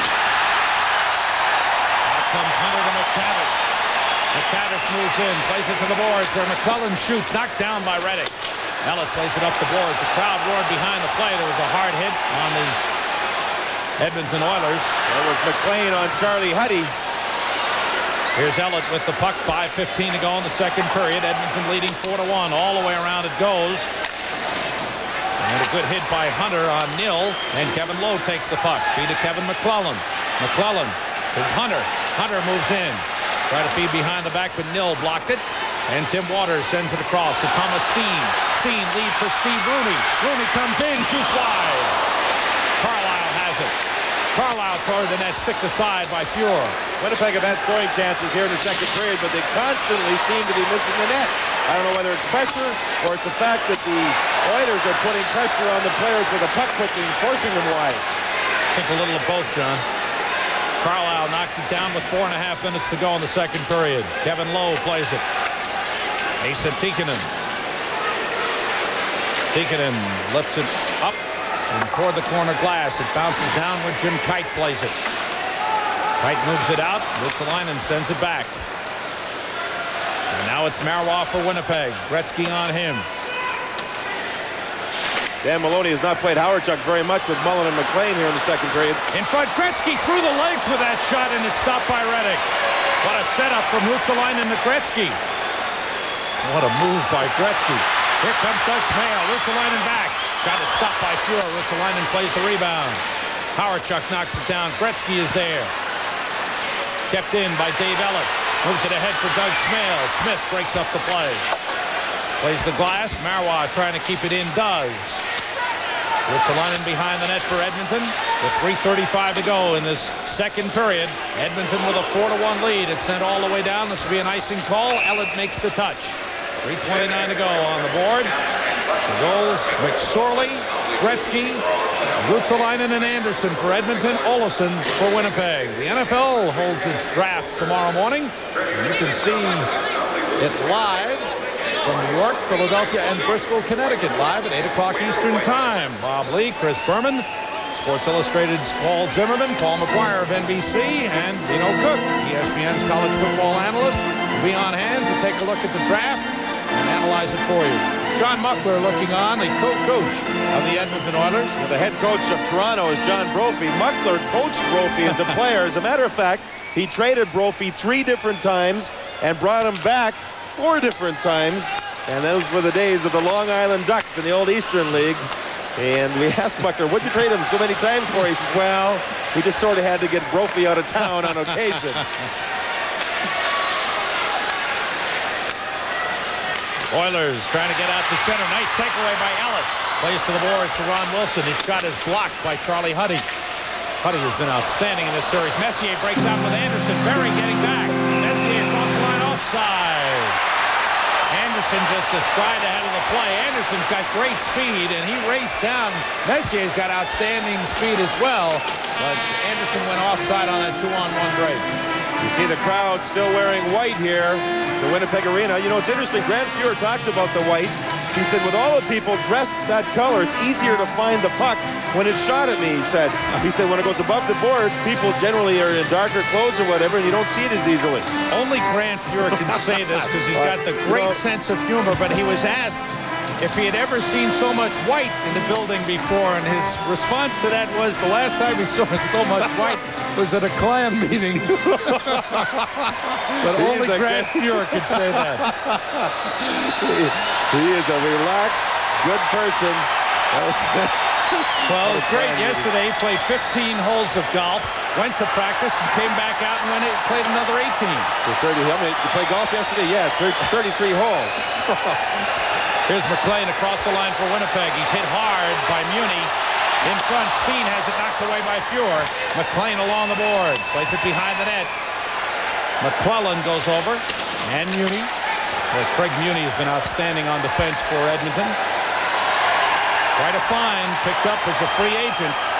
Puck deflected over the boards by Randy Carlyle. Stopped the play with 2:27 to go in the second period. Carlyle refuses to put a helmet on. He played pro hockey without a helmet, and he was banged into the boards, and as he put it, had his bell rung, and he was in the lineup. Marois in the lineup. He was hit hard the other night and was shaky. So what happened was Dan Maloney dressed 7 defensemen for this game in case Carlyle or Marois were going to have problems with those previous injuries. But of course, that 7th defenseman is Olesen, who they've used as a right wing many times, and has played well as a forward tonight too. 2:27 to go in the second period. Shots on goal. Winnipeg 17, Edmonton 16. 5 apiece in the second period. Each team has scored a goal. Edmonton leading 4-1. Edmonton don't seem to be concerned, Sam, with getting the shots. They're concerned about what they're doing in their own zone, and they're doing it very, very well. There's been 1 goal on Fuhr, and that was a deflection by Olesen. This is icing call. Starting to get a little rough out there. Krushelnyski and Howardchuk were tied up, and Howardchuk pulled his stick free, and out of frustration, he swung his stick at Krushelnyski and hit him. Krushelnyski was complaining to the official about it. Howardchuk's line had 17 shots on goal the last game that these two teams played, and in the first period, his line only had 2 shots. I think that's why Dan Maloney's broken the line up. Krushelnyski, as you mentioned, was left wing last year, a lot with Wayne Gretzky, 2 years ago, excuse me. Now with him playing center ice, they have Messier, they have Krushelnyski, they have McTavish, who are all excellent on faceoffs. The Oilers are not afraid to dump the puck and ice it as much as they have to when they're on the road here in the playoffs. They feel their faceoff men can win 80 or 90% in their own zone. Oilers are big and strong down the middle, and the one guy who isn't big and strong is Wayne Gretzky, and you can allow for that. Absolutely. What a lineup down the middle. Now Howardchuk's on the line here with Boschman and McLean, and Maloney's thinking nothing but offense here. 2 minutes 11 seconds remaining in the second. Smith takes the puck, chased by Paul McLean. McLean kicks it up to the point to Ellett. Moves in the shooting room, deflected, and a save by Fuhr. And they find the rebound. You know, Dan, there was nobody in front of Grant Fuhr of that when Ellett was winding up to take the shot. So he shot the puck to the right side of Grant Fuhr, hoping for a deflection, and there was a deflection. McLean harassed the players. They tried to get the puck out of the zone. Look, nobody in front, so Ellett shoots it over, and he gets the deflection off the crowd, and that nearly beat Grant Fuhr. He made a fine save on the play. That last play, Messier won the faceoff, but McLean harassed Steve Smith, and Smith couldn't get the puck out of the zone. So Messier taking defensive faceoffs on both sides of the ice. Wins again. Gets the line and moves the puck, then gets tied up. Back behind the net, Boschman feeding Howardchuk. He's taken down by Ristolainen, and the puck's on the side of the net. The whistle stops play for a faceoff. It almost looks like the Jets are expecting Messier to win the draw, get the puck into the corner, and as soon as that happens, they're sending a man right after the defenseman quickly. That time it was Ristolainen. He's being harassed, but he stays with his man Howardchuk. Howardchuk tries the old field goal approach, and it almost worked. But the Jets, when Messier wins the puck, gets it back to the corner, they're going right after that defenseman who has the puck, and they've created turnovers the last two faceoffs. There was another indication of Ruotsalainen staying with a man, much the way the Oilers had mentioned it. What surprised them about Ruotsalainen is that he was pretty strong man-on-man. He's very strong. He gets a wide stance with his legs, plants them there, and he's tough to knock over. He stayed with Howard-Chuck well. Berry firing it around the boards. Rooney and Huddy along the boards. And the puck worked free by Nielsen. Nielsen slides it to Paul Coffey. And Coffey sends into the Winnipeg zone. 1:35 to go in the second period. Edmonton 4, Winnipeg 1. Jets had that brief moment on the goal by Frederick Olofsson where they had a lot of life. Here comes Jim Nill in. Nill is open. Nill slides it all the way through. Rooney holds. Lost control momentarily. Rooney still has it. The wraparound try was blocked by Fuhr. Fuhr hugging the post well. Body's going down all over the ice. And Nielsen's away with the puck. Nielsen drops it for Anderson. Anderson has to wait for the Oilers to get back onside. Then he was tied up by Rooney. Playing keep away with himself here. Fires it out to center. Nielsen is there. Less than a minute to go in the second period. Greg Muni sends it in. Reddick lets it go for Kite. Gretzky on him. Gretzky looking to take it away. Howard-Chuck moves it to Smale. Taken away by Curry. For Gretzky. Kite is there. Gretzky centers. Here's Curry. Backhander is stopped. The fans roar as Kite took down Gretzky. Curry battles with Howard-Chuck. Takes it away. Curry back pass to the point to Muni. Moves it ahead but gave it away to Howard-Chuck. Out for Frederick Olofsson. 30 seconds to go in the period. Olofsson's pass is to Smale. Smale moves in. He's slowed down by Kevin Lowe. Kicks it toward the net. Gloved by Fuhr, and he holds it. Dan Maloney is trying. He's had Howard-Chuck, who's bent over trying to get his breath right now, on the ice for 3 of the last 3.5 minutes during this final part of the second period. He is trying. He's trying to do everything he can. He's had him on left wing with Boschman. He's had him double shifted at center ice, and Howard-Chuck is going to the net as much as possible, looking for rebounds.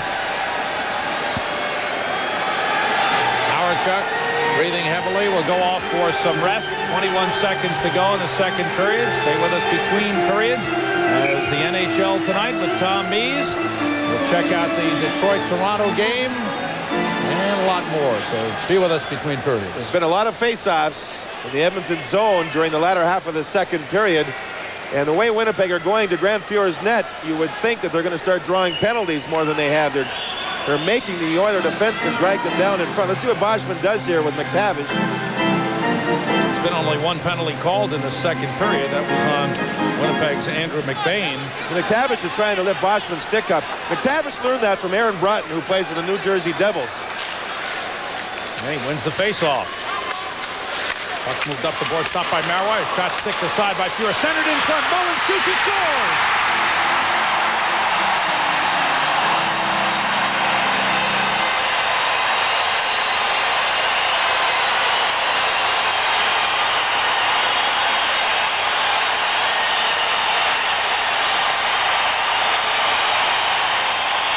Ryan Mullen was stopped 3 times Saturday night.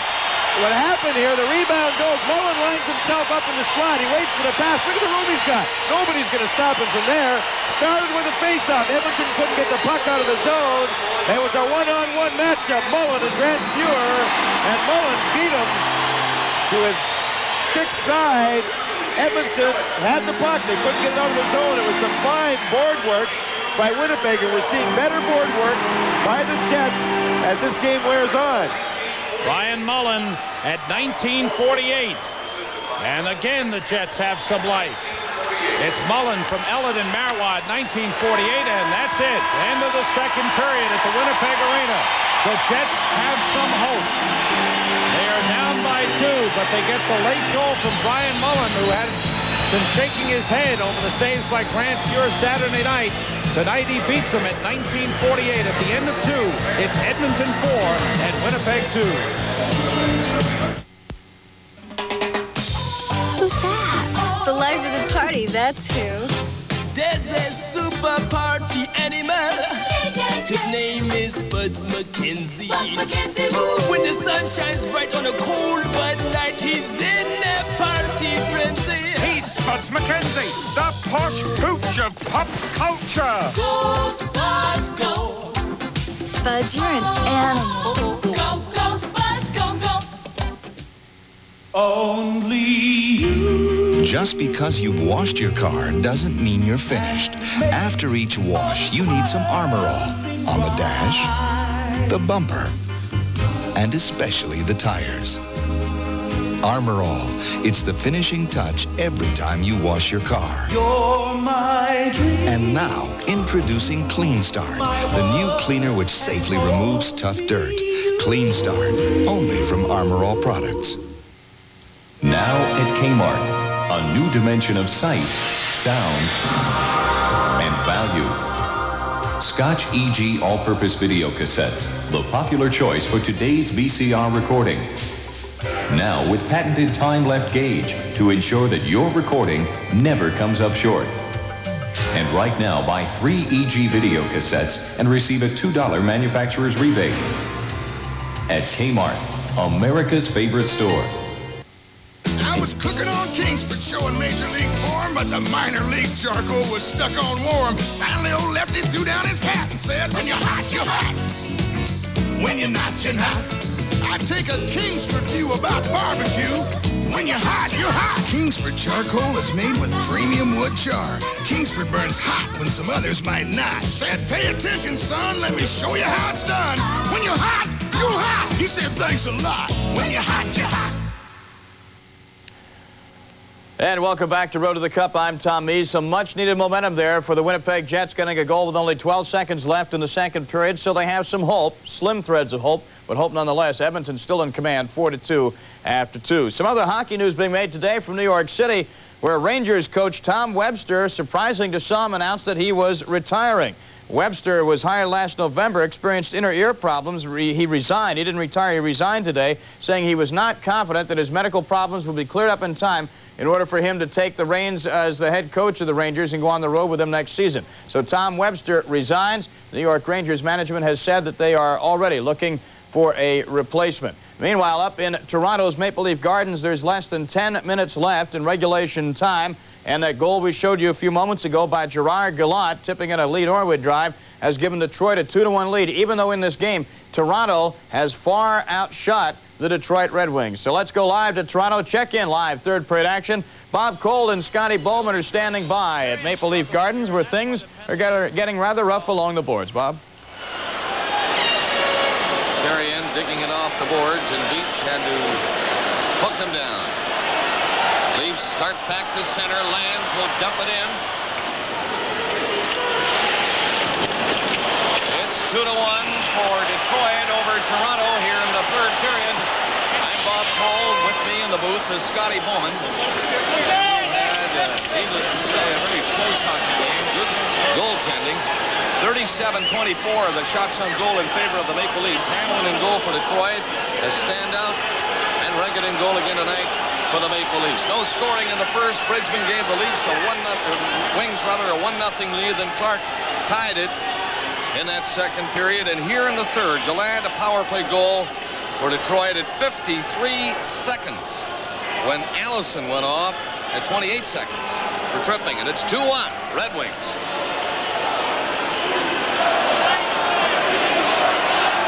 Norwood's had a strong game for the Detroit defense along with DeLorme. They've seen a lot of action, and this shot from the point put the Wings ahead. It was tipped in there by Gallant, and the Leafs have a chance on this power play. They lost the lead on the Detroit power play early in this period. Gallant's goal came off his shot from the point by Norwood, and he tipped it in front of the net. Wings winning the draw, and dumping it down the ice was Burr. Evans up from Newmarket in this game. Wearing number 20 is out there, the extra man for Toronto. Here's Clark coming in. He has scored the Leaf goal. Leafs are in out on Allison to Clark. Good!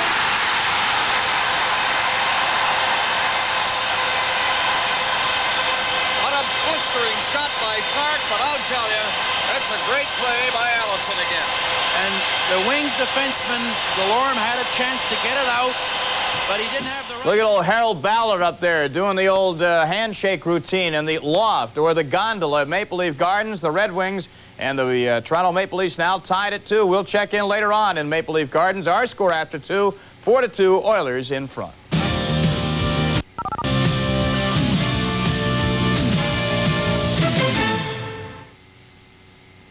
You qualify to buy a new Ford at Winter Ford in Alameda. First-time buyer? Come on in. Little or no credit? Come on in. Winter Ford is jammed with new cars and trucks. Our warehouses are overflowing. New credit policies make owning a Ford easier than ever. Low overhead, low prices mean a better deal for you. Winter Ford says you qualify. A new Winter Ford could be yours today. You'll see all the deals at the Winter Ford showroom, 1650 Park Street in Alameda. Come on in. Even though my father had over 20 years experience in golf with designs like Pinseeker and Lynx, there were other goals. To build a company based on a total concept and personal fitting that could accommodate a wide range of individual differences. John Riley Golf is that company, and for many, we've eliminated the problems that improper equipment can create. So for the secure feeling of knowing your clubs are right, visit us on Cannery Row in Monterey for a factory tour and free fitting. Raise your hand. You got it. Raise your hand. You know it. You feel confident, secure. Raise your hand. You feel dry now. Raise your hand. You know why now. Raise your hand if you're sure. Confident, confident, dry and secure. Raise your hand. Raise your hand if you're sure. Raise your hand. Raise your hand if you're sure. Hi, I'm Chris on Cable Berman, inviting you to help us celebrate National Cable Month. I'm Gail Gardner. Cable gives all of us more freedom in choosing what we want to see on television. I'm John Saunders, happy to be part of the wide variety of excellent programming available to you only on cable. Now is the time to try all the options that only cable offers. Comedy, drama, movies, music, news, and of course, round-the-clock sports. The choice is yours on cable TV. After two periods in Edmonton, it's the Oilers leading the Jets 4-2. Edmonton wins. They close out the series late in the third period. In Toronto, they're tied at 2, the Red Wings and the Maple Leafs. Let's go live back to Winnipeg right now. Sam Rosen and John Davidson are waiting. Fellas, you follow the New York Rangers all this past season. Today, Tom Webster, troubled all year with health problems. The inner ear problem resigned. Was it a surprise, and what direction do you think Phil Esposito will go in now for a head coach? Well, quite frankly, Tom, it wasn't all that much of a surprise, only because Tom Webster had not shown any improvement in the ear injury situation over the last couple of months. Even the last 4 or 5 days after the season had ended, he was in bed with a blood pressure problem. He had a stress problem. He tried real hard to help the Rangers situation out, but the problem with his ear and the stress just simply wouldn't heal up. As far as another coach goes, they, in my mind, are going to have to get themselves a disciplinarian as far as on the ice goes. They need some way to clean up their end of the ice. They gave up 58 goals the last 10 games of the season going into the playoffs. You don't win with too much offense. You have to have a team defensive style. That's what the Edmonton Oilers are showing here in the playoffs. Phil Esposito is in Vienna for the World Championships. He has not thought about any new coach. During the playoffs, Tom Webster worked very closely with the team and with Phil Esposito, and Phil was hoping that Tom would recover enough to be the coach next season. When he comes back from Vienna, then he'll be working full-time at getting a new coach rather quickly. It's going to be interesting. I think he'll want to get himself the head coach before the June draft comes up, when they make their selections and go over players, and there's going to be roster changes. You know that when Phil Esposito runs the team. Some of the names, I guess Gino Gasparini, who's the head coach, at North Dakota. Terry Crisp, his name will pop up again, I'm sure. That's up to Phil. I hope it's a good choice for their hockey club, though. Now, as far as this game goes, obviously the Winnipeg Jets get a little life late in that second period, and I think the first few minutes of the third period will be very, very important. A lot of face-offs in the Edmonton zone, and I think Winnipeg are finding a way to get to the loose puck. So they're, I think, in their own mind, are admitting the fact that they're going to lose the draw, but they're going and getting that loose puck. They're finding a way to go and get Edmonton before Edmonton gets a puck out of the zone. It started to work the last half of that second period. Okay, that's the way it looks here at the Winnipeg Arena. Let's go back to you, Tom. All right, Sam and John, and we'll be checking in with you for the third period in a moment. We'll also be keeping you updated on what's going on in Toronto between the Maple Leafs and the Detroit Red Wings. In our next segment, the Prudential Scoreboard. We'll go over and show you what's going on in the other game tonight in the Stanley Cup playoffs on the road to the Cup.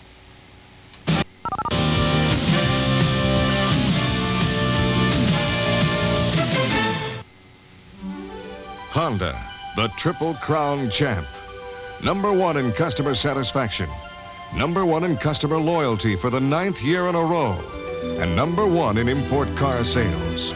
And our Civic 3-door hatchback is still one of the lowest priced cars in Northern California. Order yours now or get immediate delivery of CRXs, Accords, and Preludes at your #1, and proud of it, Northern California Honda dealer.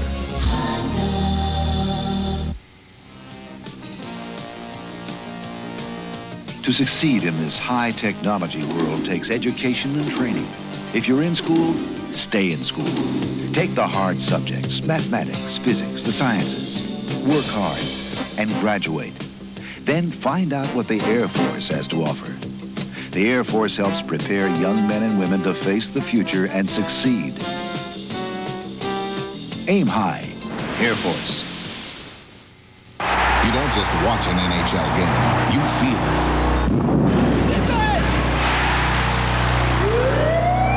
Feel the power, the speed,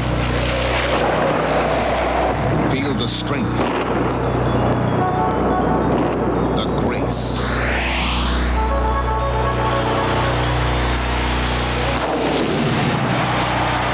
the magic. NHL hockey, feel the thunder. As Road to the Cup continues, time now for the Prudential scoreboard. The Prudential. Yes, they fill your needs in insurance and also a full range of financial needs as well. At Maple Leaf Gardens in Toronto, less than 4 minutes to play in regulation time. The Red Wings and Maple Leafs are tied at 2. Let's go live and check in on the mayhem. Here's Bob Cole and Scotty Bowman. Right at the blue line. Just going with the 5-man defense with the loss of Harold Sneps hasn't seemed to have affected them that much. They're using Norwood and Delorme nearly every second shift, and they've got the other 3 that they're swinging more. Doesn't take much in this hockey game, and I'm speaking of a lead, to win a game like this. We're tied at 2. Bob, we're probably talking 1 goal, meaning 2 games to either club, with the Leafs ahead 2-1 in the series. The next goal, if they could win it, puts them 2 ahead. But if Detroit scores it, it's all even. Isn't it amazing? 1 shot makes so much difference now when we're down to a little over 3.5 minutes left in regulation time. Boy, that's frightening when you think about it. Detroit can even the series with a decent shot, and the Leafs can get a stranglehold on the series. It's where the face-offs are so important, Bob. Allison is there against Oates. Puck dropped in, Allison tying up his man. Allison comes up with the puck, gets it up to Daou. Daou from center ice, just rolled it in there. Nearly fanned on it. Lewis is back for Detroit. 3:25 to play in regulation time, 2-2 to score. Klima missed it, and Salming takes it at his own blue line with the Leafs and Red Wings making changes. Salming dumping a high one in. It'll be icing. Clark went in there, not quickly enough. And icing is called against Toronto. Still tied at 2. We'll try and check in again before we go back to our main telecast in Winnipeg, where after 2, it's the Oilers 4 and the Jets 2. We'll be back with more in a moment. Choosing a life insurance policy can make anyone feel helpless. You're at the mercy of strangers. Your hands are tied. You feel pressured. But help is never too far away. With Prudential, your agent has the time to talk to you, listen to you, and work with you until you have a piece of the rock you're comfortable with. No wonder more people choose Prudential for life insurance than any other company. You'll feel right by the rock. Prudential Life Insurance. With every Budweiser enjoyed, the promise endures. The promise of genuine quality. Without compromise, without fail. Beechwood-aged Budweiser and Bud Light.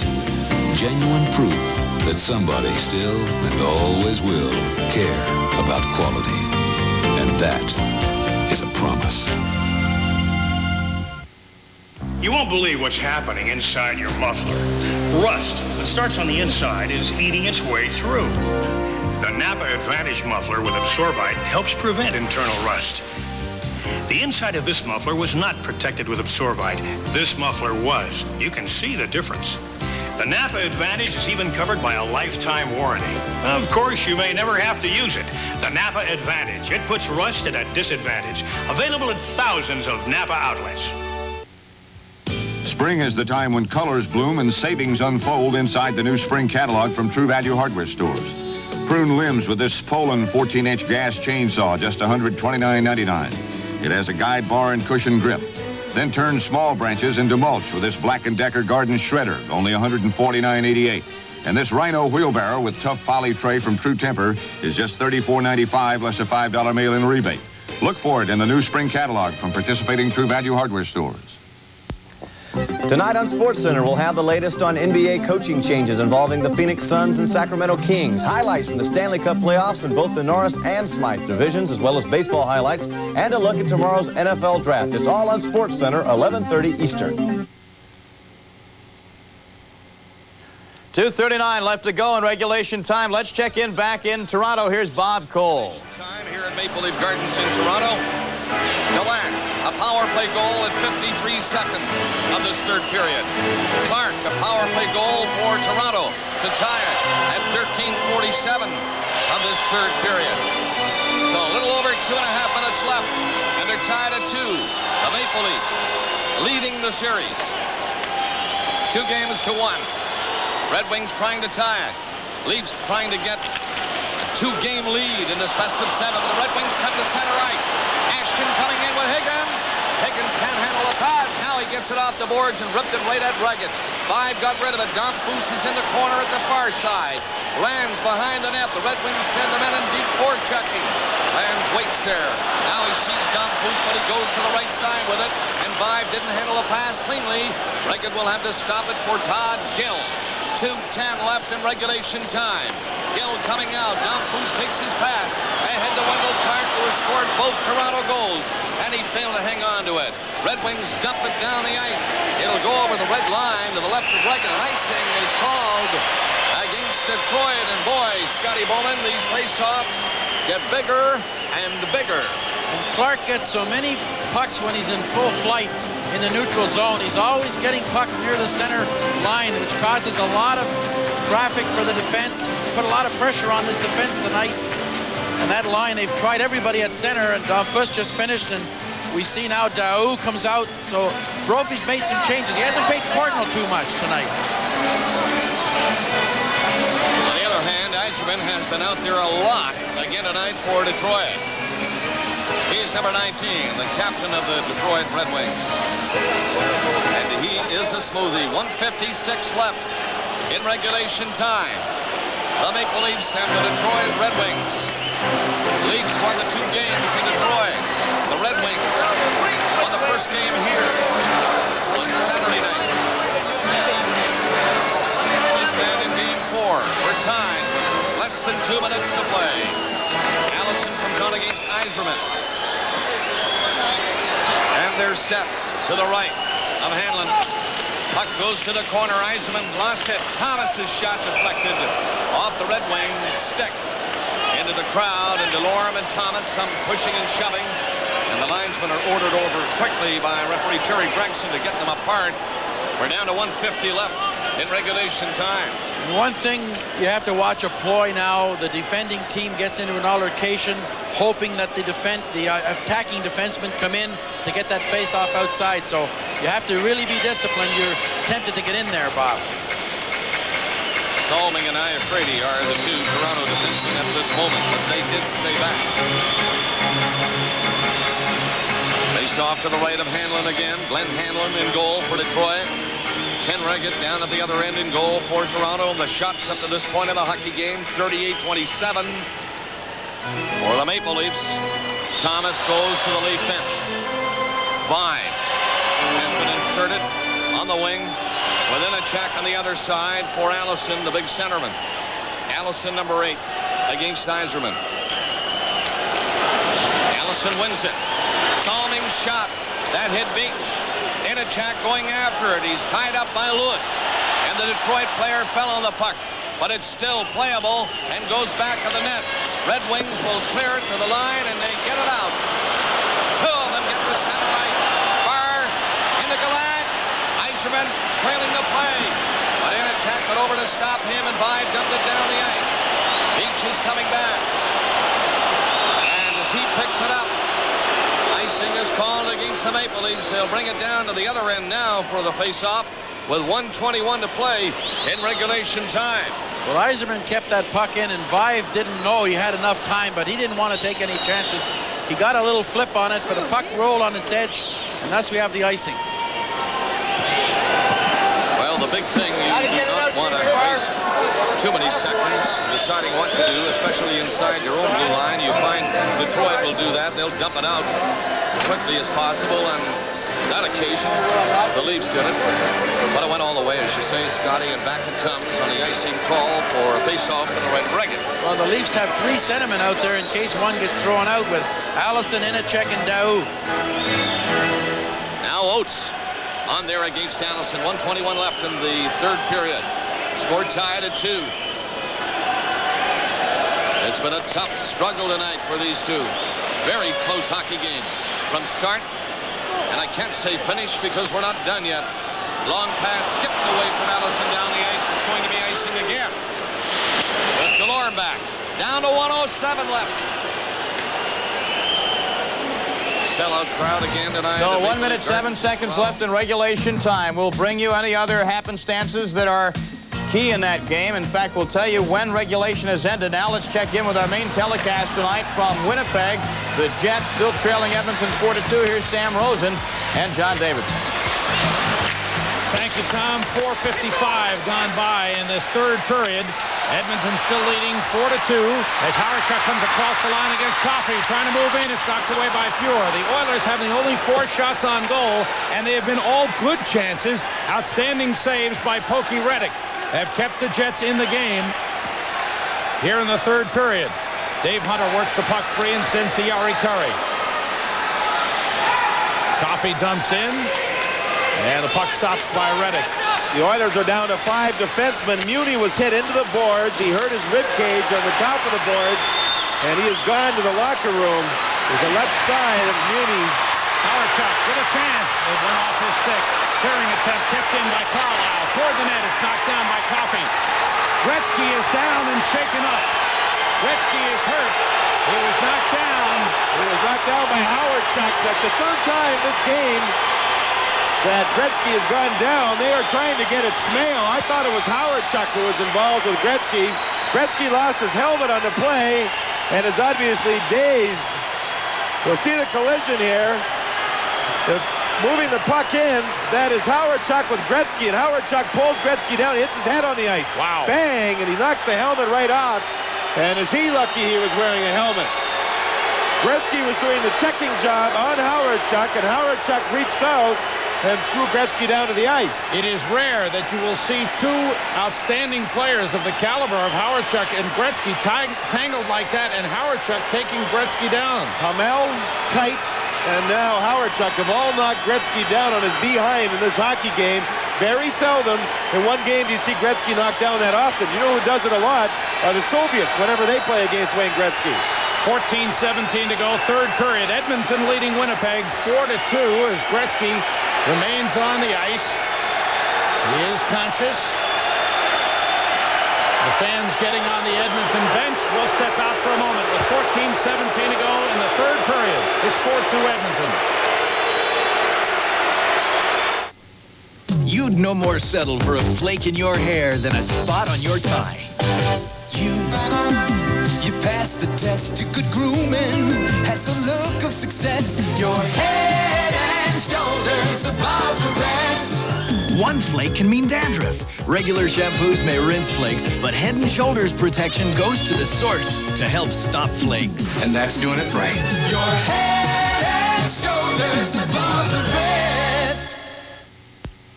All right, it is still 4-2 Edmonton and Winnipeg, but you're looking live at Maple Leaf Gardens in Toronto. Under 35 seconds to go now. Let's go live to Bob Cole and to Scotty Bowman. It is still a 2-2 tie, gentlemen. Only 31 seconds left, and the puck is inside that Maple Leaf blue line. Leafs can't get it out. And you get the feeling that now that they feel trapped in there, and they'll be happy to get out of this thing. Well, especially when you're getting the face-offs, Bob. You know, you can be in this position if you're losing them, but at least you've been getting the face-off. Allison again against Burr this time.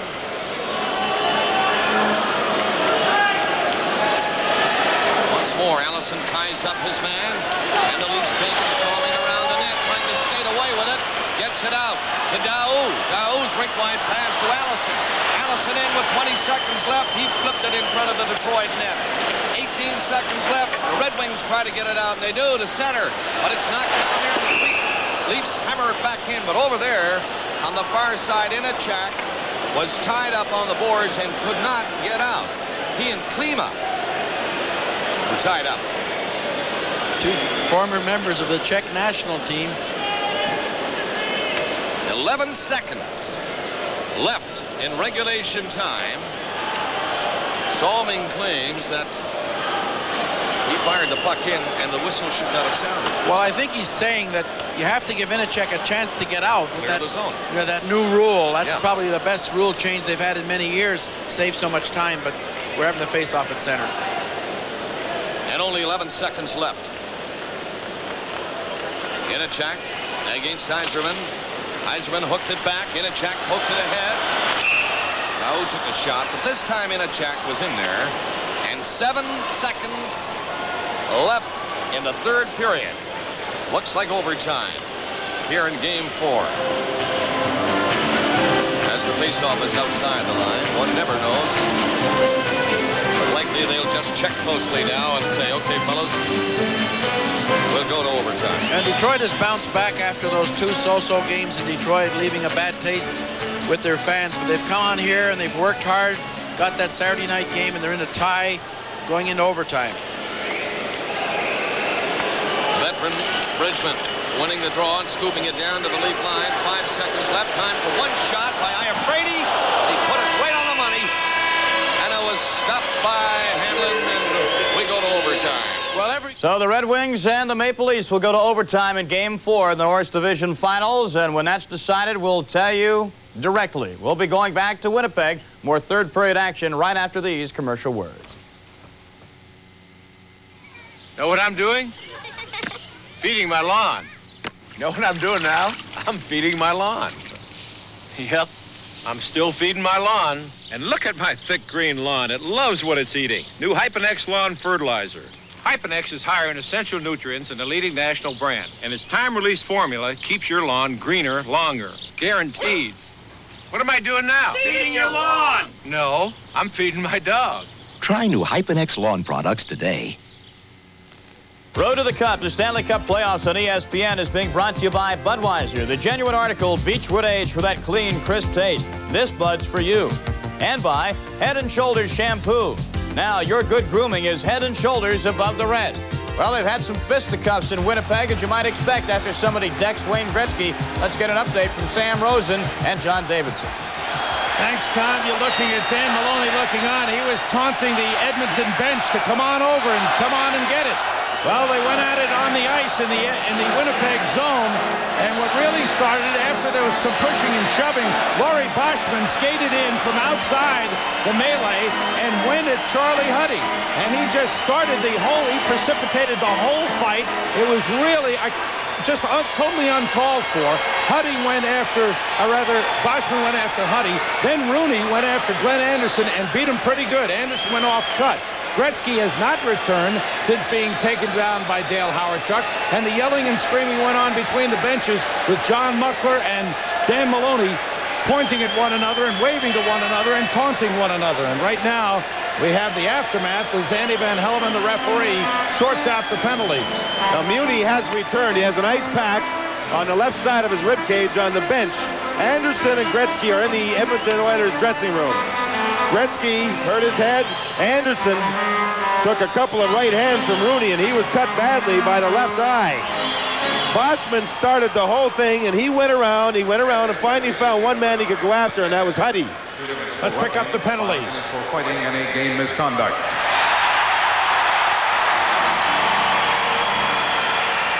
To number 22, Charlie Huddy, 5 minutes for fighting. Jet penalties to number 29, Brad Berry, 2 minutes for roughing. To number 16, Laurie Boschman, 5 minutes for fighting.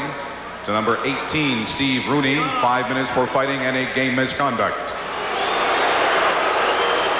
They were light to Boschman. He started the whole thing. He should have been either given an extra 2 or tossed. Van Helleman is not right on that call whatsoever. Boschman started the entire brawl, and the teams end up even as far as the shorthanded situations go. Nobody's going to be shorthanded. That is not right. And the Oilers end up losing Anderson. Winnipeg loses Rooney. Edmonton ends up on the wrong end of that stick for sure. The instigator role has to be followed. Boschman went in. He finally found somebody loose. He found somebody that was a quality player, and Charlie Huddy has played very well and did the number on him. Boschman, I guess you look at it, it's a smart play, but he got away with it. I'll tell you something. We haven't seen the end of this. This is only the beginning. 13:55 remaining in the third period. Edmonton leading 4-2. Edmonton with 4 shots on goal. The only 4 shots on goal in this period. Ben Sather knows his team is in control of the series. And with the 2-goal lead, we may see a lot more here. Well, we have to see now. Edmonton have the 2-goal lead. That's the key. Will they lose their emotions and end up doing what Dan Maloney wants them to do? Maloney was taunting the Edmonton bench to get them involved emotionally and maybe lose those emotions. That's what Dan Maloney wants, and that's smart coaching. Still skating 5 aside. McTavish is hit by Howard-Chuck. McClellan plays it to the boards. Hunter is there. Hunter kicks it ahead. McTavish trying to get free. McTavish still with the puck. McTavish goes down. Puck slides into the corner. Hunter, Waters, McClellan there, and the whistle blows, stopping play. All penalties at 6:05. Huddy, 5 minutes for fighting. Anderson, 2 minutes, 5 for fighting, and 2 minutes for roughing, 5 for fighting in a game misconduct. Boschman, 5 minutes for fighting. Rooney, 5 minutes for fighting in a game misconduct, and Berry, 2 minutes for roughing. And that last play along the boards in the corner, Van Helleman blew the whistle quickly. He wants to make sure the play is stopped before they end up getting the sticks and elbows up in the corners. That is a Canadian citizen that Sather was talking to there on the bench. He was from Germany, and he has been brought in by the Oilers to do the massage work on the players. And the players go to him daily for the massages, and it's helped out and worked very well. Wayne Gretzky has not returned to the Oilers bench. 13:15 to go in the third period. Edmonton leading 4-2. Ruotsalainen finds an opening. Dave Hunter comes down with the puck. On the near side, Kevin McClellan takes it. Fires, deflected. Reddick steers it around. Waters sends it around the boards. Word from downstairs is Gretzky will be back. We still await his return. The whistle stops play. Delayed offside had been called. 12:51 to go in the third period. Here at the Winnipeg Arena, Game 4 with Edmonton leading 4-2. This Bud's for all that you do. Today, a landscaper. Tomorrow, a college student. Yep. Finally took your advice, Mike. You taught him. Already you're smart. All you knew. They say he's a lot like you. Yeah, you make America work, and this Bud's for you. Here's to you, Beechwood Age, for that clean, crisp taste that says Budweiser. To a future architect. And to a brother who made it possible. This Bud's for you. Play back in at the Winnipeg Arena, and the Edmonton Oilers move it down. Marty McSorley sending into the corner. Marois bangs it off the boards, and out of the zone it goes. Greg Muni is back on the ice. Wilson moves it in. Muni was hit hard early in the period. Went to the locker room for a little care, and his return. Marois back to the puck. Time winding down on the Winnipeg Jets season. They trail this series 3-0 and trail Game 4 4-2. They have not had a shot on goal in this third period, and we've played 8 minutes. Andrew McBain off the stick of Curry. Smale picks it up. It's deflected toward the goal. Smale is in. It's knocked away by Pure. Smith is hit by Ron Wilson. Curry works the puck free. Trying to clear the zone. Stopped by Allen. A shot off the skate of Ruotsalainen. Shot by Olofsson. Deflects wide. To the near side. Carlisle and Kuselniski. Ruotsalainen takes the puck. Met by Olofsson. He moves it around to Tikkanen. With Gretzky out of the lineup, Edmonton have to go with 3 lines, of course, including Anderson out of the lineup. Kuselniski has moved into Gretzky's spot. Howard-Chuck moves in. The backhander is stopped by Fuhr. Smale with a back pass. Allen with a wrist shot off the blocker of Fuhr, and he puts it right up into the crowd, stopping play. And some pushing and shoving. Steve Smith and Frederick Olesen. Fuhr has tremendous ability with his hands to clear the puck away. 11:23 to go in the third period. Budweiser keeps the action going so you can enjoy the game. This Bud's for you. Fuhr with a save, the catching hand save on Howardchuk. Howardchuk ended up deep, and he took the backhand shot, but did hit the net. And then Fuhr, as you mentioned, Sam, will take the puck, and he'll turn his stick glove, and when he takes the shot, he'll turn it, and he'll put the puck into the corner away from his front of his own net. And he's not afraid of having face-offs in his own zone. Howardchuk and Gretzky, this started everything. Howardchuk, watch his left arm around Gretzky, and he pulls him down, and the helmet saves what could have been a serious injury to Gretzky. Actually, that helmet was partially off before Gretzky hit the ice. Oilers clear the puck out. Long shot knocked down by Fuhr. Kevin Lowe gets to the puck, kicks it away. Smale was right on him. Quick pass to Curry. Curry fires into the Winnipeg zone. Puck's loose. Reddick pokes it to the boards where Olesen plays it. Can't find it. Checked by Curry. Back behind the net, Ellen. Chased by Tikkanen. Gave it away to Tikkanen. Bad pass by Ellen. Had room. Had a man on the near boards. Went behind him. Muni chases the puck down. Heading down to the midway point of the third period. 4-2. Edmonton leading it as Brian Mullins sends in. But it's off the glass, over the glass, and into the crowd, stopping play. The Winnipeg Jets now even the shots on goal for this third period at 4 apiece. There's 10:32 remaining. In this third period, Brian Mullen had that late goal in the second period, his fourth of the playoffs. Now, face-offs, we talked about the Oilers being very good at them as Dan Maloney's talking to Andrew McBain to try and get life out of him here in the third period. The Oilers have given up a goal in this game and have given up a goal in the previous game off of face-offs in their own zone. McClellan, puck knocked away from McTavish. Kite sends it into the Edmonton zone. Fuhr, once again, goaltending has been the difference. The Edmonton Oilers have gotten outstanding goaltending from Grant Fuhr. Daniel Bertillon did not give the Winnipeg Jets good goaltending in the 13 minutes 46 seconds he played. He allowed 3 goals and 2 were bad ones through his legs. 10 minutes left in the third period. Edmonton leading 4-2. Offside is whistled with 9:59 to go at the Winnipeg Arena. It's Edmonton 4 and Winnipeg 2. Stanley. We open doors all across America. Doors that open wide and welcome you inside. That open up to your special day. Doors that get you on your way. Stanley doors for London eyes that bring you in when it's warm and dry. Stanley Doors for the quality of your life. Stanley helps you do things right. Tim Waters fires into the Edmonton zone. Around the boards it goes. Jim Nill is tied up by Steve Smith. Ron Wilson going after the puck. Playing it up the boards. Waters is hit by McTavish. Ruotsalainen gets to it, lifts it up and into the crowd. Stopping play with 9:41 to go. Wayne Gretzky is still not returned to the Edmonton bench. You know, John, what I mentioned earlier is that you'll rarely see in any sport 2 superstars go at one another. They usually have respect for one another. Here you saw Howardchuk with a takedown of Gretzky, a blatant pull down, and not that he intended to hurt him, but it looked like just a blatant pull down. Playoffs, and it's a life and death situation, obviously, for the Jets. And both players are fierce competitors, and Howardchuk took him down. Gretzky's only missed 6 games over the last 6 seasons.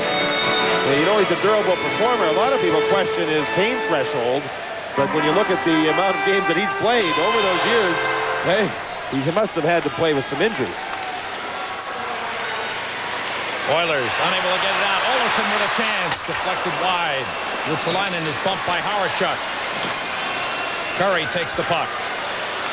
Feed to Messier. Messier drops it off for Curry with a beautiful pass. Curry's quick shot is wide. Near side, Messier gets to the puck. Messier feed is behind Tikkanen, and Olesen has it for Winnipeg. Now it's Dale Howardchuk. Knocked away from Smale by Lowe. And the puck taken out to center by Coffey. Rink wide it goes. Marois plays it. Tikkanen bearing down on him is upended by Paul McLean. McLean has the puck. Just under 9 minutes to go in the third period. Edmonton leading 4-2. McLean moving in. It's knocked away, and LeMay clears the zone.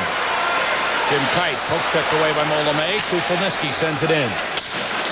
Reddick stops it for Brad Berry. LeMay forechecking for Edmonton. Now McSorley moves in. Forcing. Here come the Jets. Ryan Mullen carries down against Paul Coffey. Drops it off. Gave it away to Coffey. There's a chance for the Edmonton Oilers. 3-on-1. McSorley to Krushelnyski. To McSorley to Krushelnyski. He's stopped by Reddick. What a save on the goal line. A brilliant save by Pokey Reddick. The net was wide open, and Reddick reached back with his glove to stop Mike Krushelnyski. McSorley sends in. The Oilers clear the zone. And here's Ellett, chased by Dave Hunter. Puck taken away by McSorley. Back in the corner, Hunter gets away from Steen. Now Nill ties him up along with Steen. Nill is hit by McSorley. Hunter. And the puck frozen with 7:51 to go in the third period, and Edmonton leading 4-2. Pokey Reddick with a tremendous save. He is the reason why Winnipeg have hope left in this season. What a save that was, Mike Krushelnyski. It's still Edmonton 4 and Winnipeg 2. If you can dream it, you can do it. Today, the Prudential can show you a new world of financial opportunities. Look to the Rock for mutual funds, stocks, and bonds. Feel its strength in CDs, insurance, and mortgages. With the right choices, the right guidance, the sky's the limit. The Prudential, your rock in financial services. Off the face-off, Oilers move in to the Winnipeg zone. Carlisle tied up with Hunter. Hamel pushes it ahead for Smale. That's a hand pass. It's whistled. Stopping play with 7:37 to go in the third period. Reddick made that save. It was a 3-on-1. Actually, what happened was McSorley and Krushelnyski work a 2-on-1 with a defenseman. One pass, two passes, now another pass. Krushelnyski goes in but doesn't finish here. He thinks he's got the goal. He should have jammed that puck into the net for a goal. Instead, Reddick reached out with that catching hand in desperation. Missed him with the stick, but look at his left arm. Desperation, he reached out and just got enough of the puck to keep it out of the zone. Or out of the goal. Excuse me. What a save. Krushelnyski just a little too casual. The only minutes this series. Edmonton have averaged 21.8 in the playoffs. Winnipeg 28.2 in the playoffs. And game 3, there was only 4 minutes in penalties in the third period. Here things have been a little rougher. Boschman and McTavish for the face-off. Gretzky still has not returned. Carlisle. Right now we're going back to the studio to Tom Mees for an update on Detroit and Toronto. Tom? All right, Sam, just want to let the folks know as we watch the Oilers and Jets that in Toronto, they're now dropping the puck for overtime. This is a live shot. Terry Gregson just dropped the puck. We'll let you know as soon as this game ends, and if it goes on for a while, we'll check in live where we can. Now let's go back to Winnipeg. Sam? Tom, 7:05 to go, third period as the Edmonton Oilers try to close out this series and advance for the Campbell Conference Final against the winner of that Toronto-Detroit series. 6:55 to go as Smith picks up the puck, chased by Andrew McBain. He gets away, feeds Ruotsalainen. Back behind the net. Hunter goes after it. Steen is there. Steen taken down. The puck taken by Brian Mullen. Feed in the slot to McBain. Ruotsalainen on him. The puck taken away by Kevin McClellan. McClellan moves down with the puck. Leads McTavish. McTavish against Marois. Bump. Still with it. Centers, and it's deflected out by McBain. Kevin Lowe is there to send it back to the Winnipeg zone. Jets have had only 4 shots on goal in this third period. Oilers have had 5. The Oilers have a 4-2 lead as Curry comes in. Whacked that by Kite. Marois. Back in center, Kevin Lowe. Jets keep giving the puck away to the Oilers, and the Oilers just send it back to the Winnipeg zone. Here's Marois. Sam, it's tough to shoot the puck into the Oilers zone from your own side of center ice because it's icing. once they get over the center ice line, they're able to, but Winnipeg are having trouble getting there. As you see it right here, Messier on his man. Finally they do. Now they can shoot it in. Pass pure. Craig Muni goes for the puck. He's hit hard again by Paul McLean, but the puck cleared out by Curry. Carlisle missed it. Messier almost had a breakaway. Messier in against Brad Berry. Messier still with the puck. Berry all over him with the stick and now the body. In comes Tikkanen to try and find it. He's checked by Paul McLean. Tikkanen trying to work his way free is pulled down. And Carlisle has it with 5:15 to go in the third period. Carlisle drives it off the corner boards. Pure puts it right back to the corner. Howard-Chuck sends it around. Howard-Chuck is hit. The puck moved into the corner and picked up by Jari Kurri. Out comes Paul Coffey with it for Edmonton with 5 minutes to go in the third period. Oilers leading 4-2. Gretzky was injured. Anderson was beaten up and thrown out. Edmonton have kept their composure. They didn't lose their tempers and start running at the Winnipeg Jets at all. McSorley took a run, but Doug Smale pulled him down. Jets recover in center. Kite sends it ahead for Smale. Hip check by Huddy. Boschman comes in with a puck. Tied up along the boards by Krushelnyski. Krushelnyski goes down, and he's on top of the puck with 4:35 to go in the third period at the Winnipeg Arena. Edmonton closing in on the clinching victory, leading 4-2.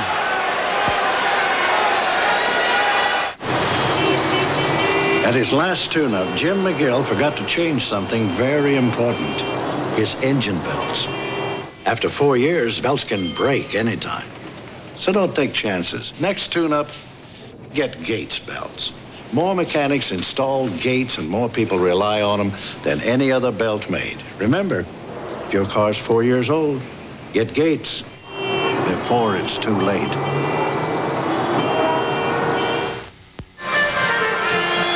you see the time remaining. There's been no scoring here in the third period. The Oilers continue their fine defensive play and keeping the Jets away from the net.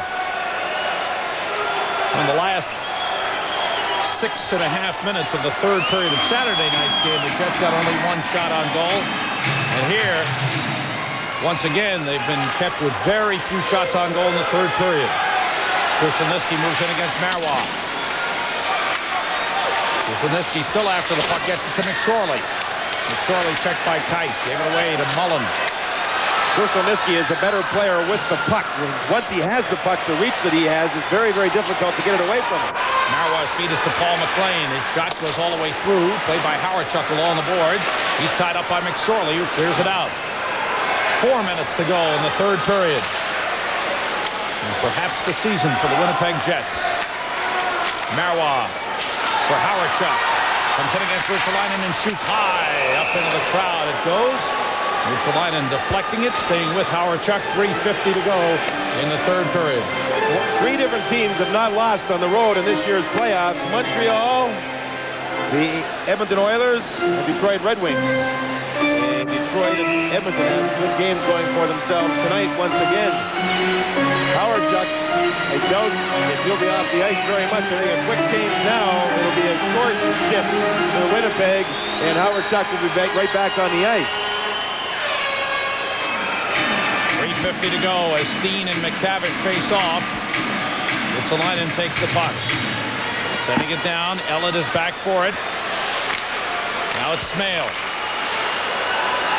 Steen drops it in, taken back by McClellan. Peter McTavish. McTavish moves in. McTavish looking for a chance. He falls down. A shot deflects wide as Hunter got the stick on it. Olofsson has it for Winnipeg. Sends out Steen. 3:20 to go. Lead for Smale. He shoots. Blocked by Charlie Huddy. Steen has the puck. Tied up. Kevin McClellan takes it away for Edmonton. Lead for McTavish. He comes down one-on-one against Jim Kite. Kite ties him up, taking the body well. In moves Hunter. He's tied up. Soft shot by McClellan is gobbled up by Reddick. Gets no whistle. Now a slow whistle, and finally play is stopped with 2:59 to go in the third period. And Edmonton leading 4-2. Oilers continue to do the job in their own zone. Winnipeg just can't get in sync. They can't get their lines to click in the offensive zone.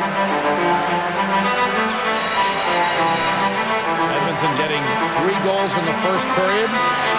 1 in the second. Jets getting 2 in the second. You look at Yari Curry, who had a couple of goals the other night. He's been kept quiet in this game. Defensive chat. The Edmonton Oilers looking for their 14th straight win over the Winnipeg Jets in the playoffs and looking for their 4th straight series victory of the Winnipeg Jets. And you see the one-sided scoring in their playoff matchups. The last time Edmonton swept Winnipeg, the 4th game was here in Winnipeg, and the score was 8-3 in that outing. Tikkanen checking Marois. Defense has been superb by the Edmonton Oilers. Mullen. Whistle stops play. The penalty has been called. Jim Kite has been sent off. And if it's only Kite, this could be the dumbest penalty of the season. That's what it is. That's exactly what it is. 2:43 remaining in the 3rd period. A slashing call to Jim Kite. Jim Kite way behind the play. Dan Maloney does not understand why it's been called at this point in the hockey game, but it was obvious. And the call is made with 2:43 to go and the team down by 2 goals. In the end of the season, facing the Jets, Jim Kite takes the penalty. You'll see Kite. He takes a little bit of a slash there from the Oiler, and look at that, way behind the play on Tikkanen. Tikkanen takes a dive, but the slash was up high on the arms. It's a reaction call, and it's been made. It was a retaliation. Exactly right. Kite, Kite hit him back, but that's the time when you've got to let that go. You can't risk taking a penalty at that stage of the game. That's exactly what I was talking about when I was talking about the composure of the Edmonton Oilers after they lost Gretzky and Anderson. They kept their composure. McTavish has been outstanding on faceoffs. He has beaten Howard Chuck 16 straight faceoffs since the 1st period of the 3rd game on this series. Ben Hellman taking heat from the Winnipeg Jets. Both the players on the ice and on the bench. And Hellman has let a lot go in this game, and it got ugly for a while earlier in this 3rd period when the fights broke out. Right now, Jim Kite at 17-17 takes the slashing penalty, and the Winnipeg Jets are down a man. The Oilers are 1 for 3 on the power play in the game. Some garbage thrown on the ice by the fans. You look at a defensive game that Edmonton has played. Edmonton gave up 37 shots in the last game.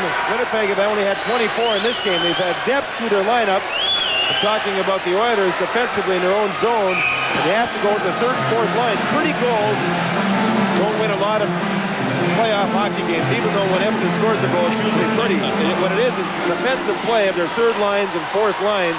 And if they can be counted on to play a lot, get the odd goal, well, then your chances of winning games are very, very good. Coffey with the puck behind the net. 2.5 minutes to go. Edmonton on a power play, leading 4-2 and looking to wrap up this series in 4 straight. Coffey sending it across, broken up by Olsen. Olsen comes down. Knocked away from him. Cleared out by Coffey. There's Messier with Ellett back. Messier moves in. Ellett ties him up. Reddick sending it into the corner. Howardchuk takes it. 2 minutes to go in the 3rd period. Edmonton 4, Winnipeg 2. Muni checks Ellett. Tikkanen takes the puck. If Winnipeg decide on pulling their goaltender, all that will do is just even the strength up as far as the skaters go. Here's Tikkanen bringing the puck to the Winnipeg zone and dumping it in with 1:40 to play. Puck hit Wilson. Marois gets it again. Curry forechecking. Marois pass deflected from Smale to Wilson. Wilson to Smale. Smale tied up. And Ruotsalainen sends the puck to Jari Kurri. 1:25 to go. Steve Smith carries in. And finds it around the boards. 1:15 to go. And 30 seconds to go. And the penalty to Jim Kite. Smale with a puck. Lead off for Wilson off his glove. LeMay picks it up for Edmonton. Oilers lead 4-2. Coming down to the final minute of the 3rd period. 1 minute to play. 15 seconds to go on Kite's penalty. And offside is whistled. They stopped with 53 seconds left. In the third period, Edmonton leading 4-2. And don't forget, our Road to the Cup continues tomorrow night on ESPN at 7:30 Eastern Time, live from the Spectrum in Philadelphia. It's Game 5 of the Patrick Division Final. The Philadelphia Flyers take on the New York Islanders. Mike Emmerich and Bill Clement will bring it to you. And then on Wednesday night, we expect to have more playoff coverage for you. So make sure to be with us here on ESPN. 53 seconds left. Dan Maloney goes with Howard, Chuck, and Steen up front. The Oilers, during the last minutes of games, have been using McTavish a lot, and he's on the ice right now once again. We'll look for Reddick to head for the bench as soon as Kite returns. 45 seconds to go.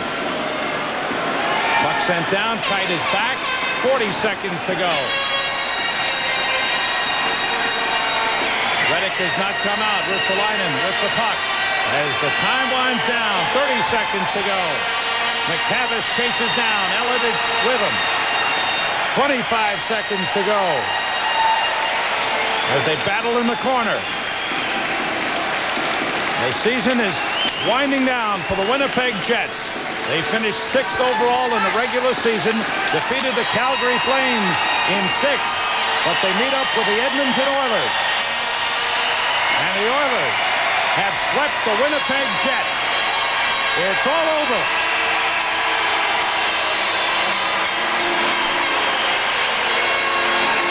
The Oilers surround Grant Fuhr and the Hartford. The insurance people of ITT present the player of the game, number 14, Craig McTavish. An outstanding defensive effort by Craig McTavish, who helped the overall defensive effort of the Edmonton Oilers. When you go into a game like this, it's the unsung people that do the defensive play, and they do it very well. And you look to people like Craig McTavish, and hey, he played very well. Rick Bowness, an assistant coach, shaking hands with Glenn Sander. Rick Bowness will probably be the head coach of the American League team for Winnipeg.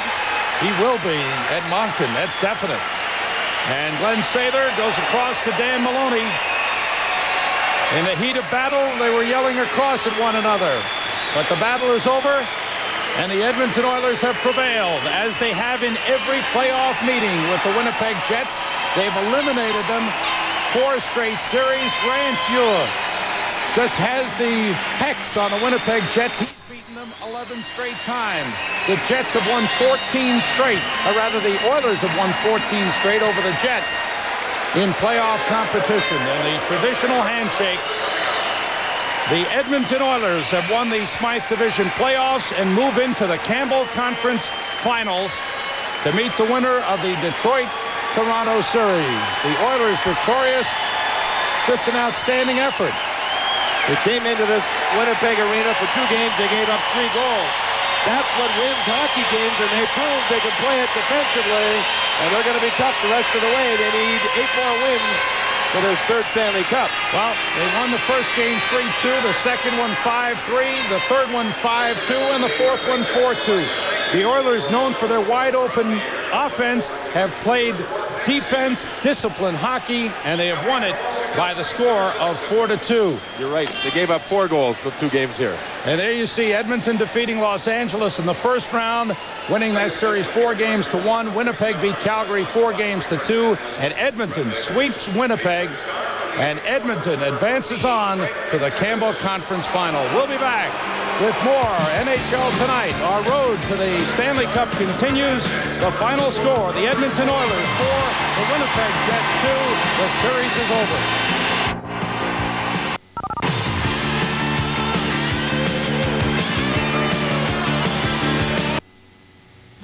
Century Chrysler Plymouth does it again. Northern California's #1 dealer introduces the all-new, exciting Chrysler LeBaron Coupe, the most elegant, sporty Chrysler ever built, at a very special limited-time introductory sale price. Only $288 over factory invoice, just $288 over for just a short time. Also right now, Voyager, the most popular family transportation in years, also just $288 over factory invoice. Look for the special prices on the windshield. Sale cars clearly marked. Century Chrysler Plymouth, Stevens Creek and Kiley, your #1 good buy dealer.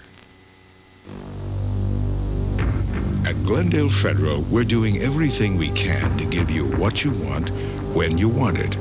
If you think that's just talk, think about this. While other lenders are taking up to 5 weeks to approve home loans, we're approving adjustable loans in just 5 days. Mr. Curtis, your loan's approved. We're Glendale Federal. When you say jump, we say how high.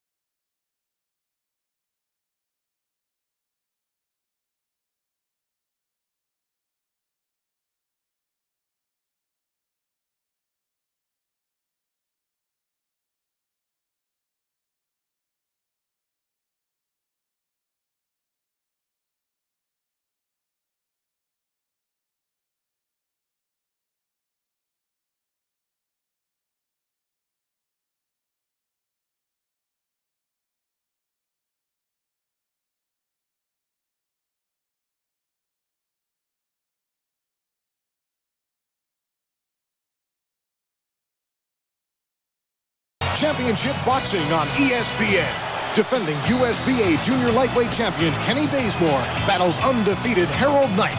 Live Thursday night at 10 Eastern on ESPN. Welcome back to Road to the Cup. Congratulations to the Edmonton Oilers. We'll be going back to Sam Rosen and John Davidson in a moment. Now, they're still in overtime in Toronto. We're going to take you up there. We are limited contractually as to how long we can stay with this game. I want to tell you that going in. With that said, let's go live to Toronto and Bob Cole. Jack wins it and comes back near the line. Dom Cruz decides to shoot it into the corner. Played off the boards. Land shot. Ooh, just missed. Got by everything and just missed. Far post. Bridgman hooked at it and it went high into the crowd. Another face-off in the Detroit zone.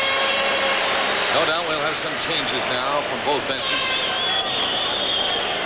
Detroit want to make changes, and here come some more Leafs. Well, with 2-2 tie, we still had 80 shots in this game that have hit the net, with many that have missed. This just missed the net about 6 or 8 inches. But, you know, we haven't had a tight checking game for a 2-2 game, and it's been a tribute to both goaltenders, Bob. They've come up big for their respective teams. 48-32.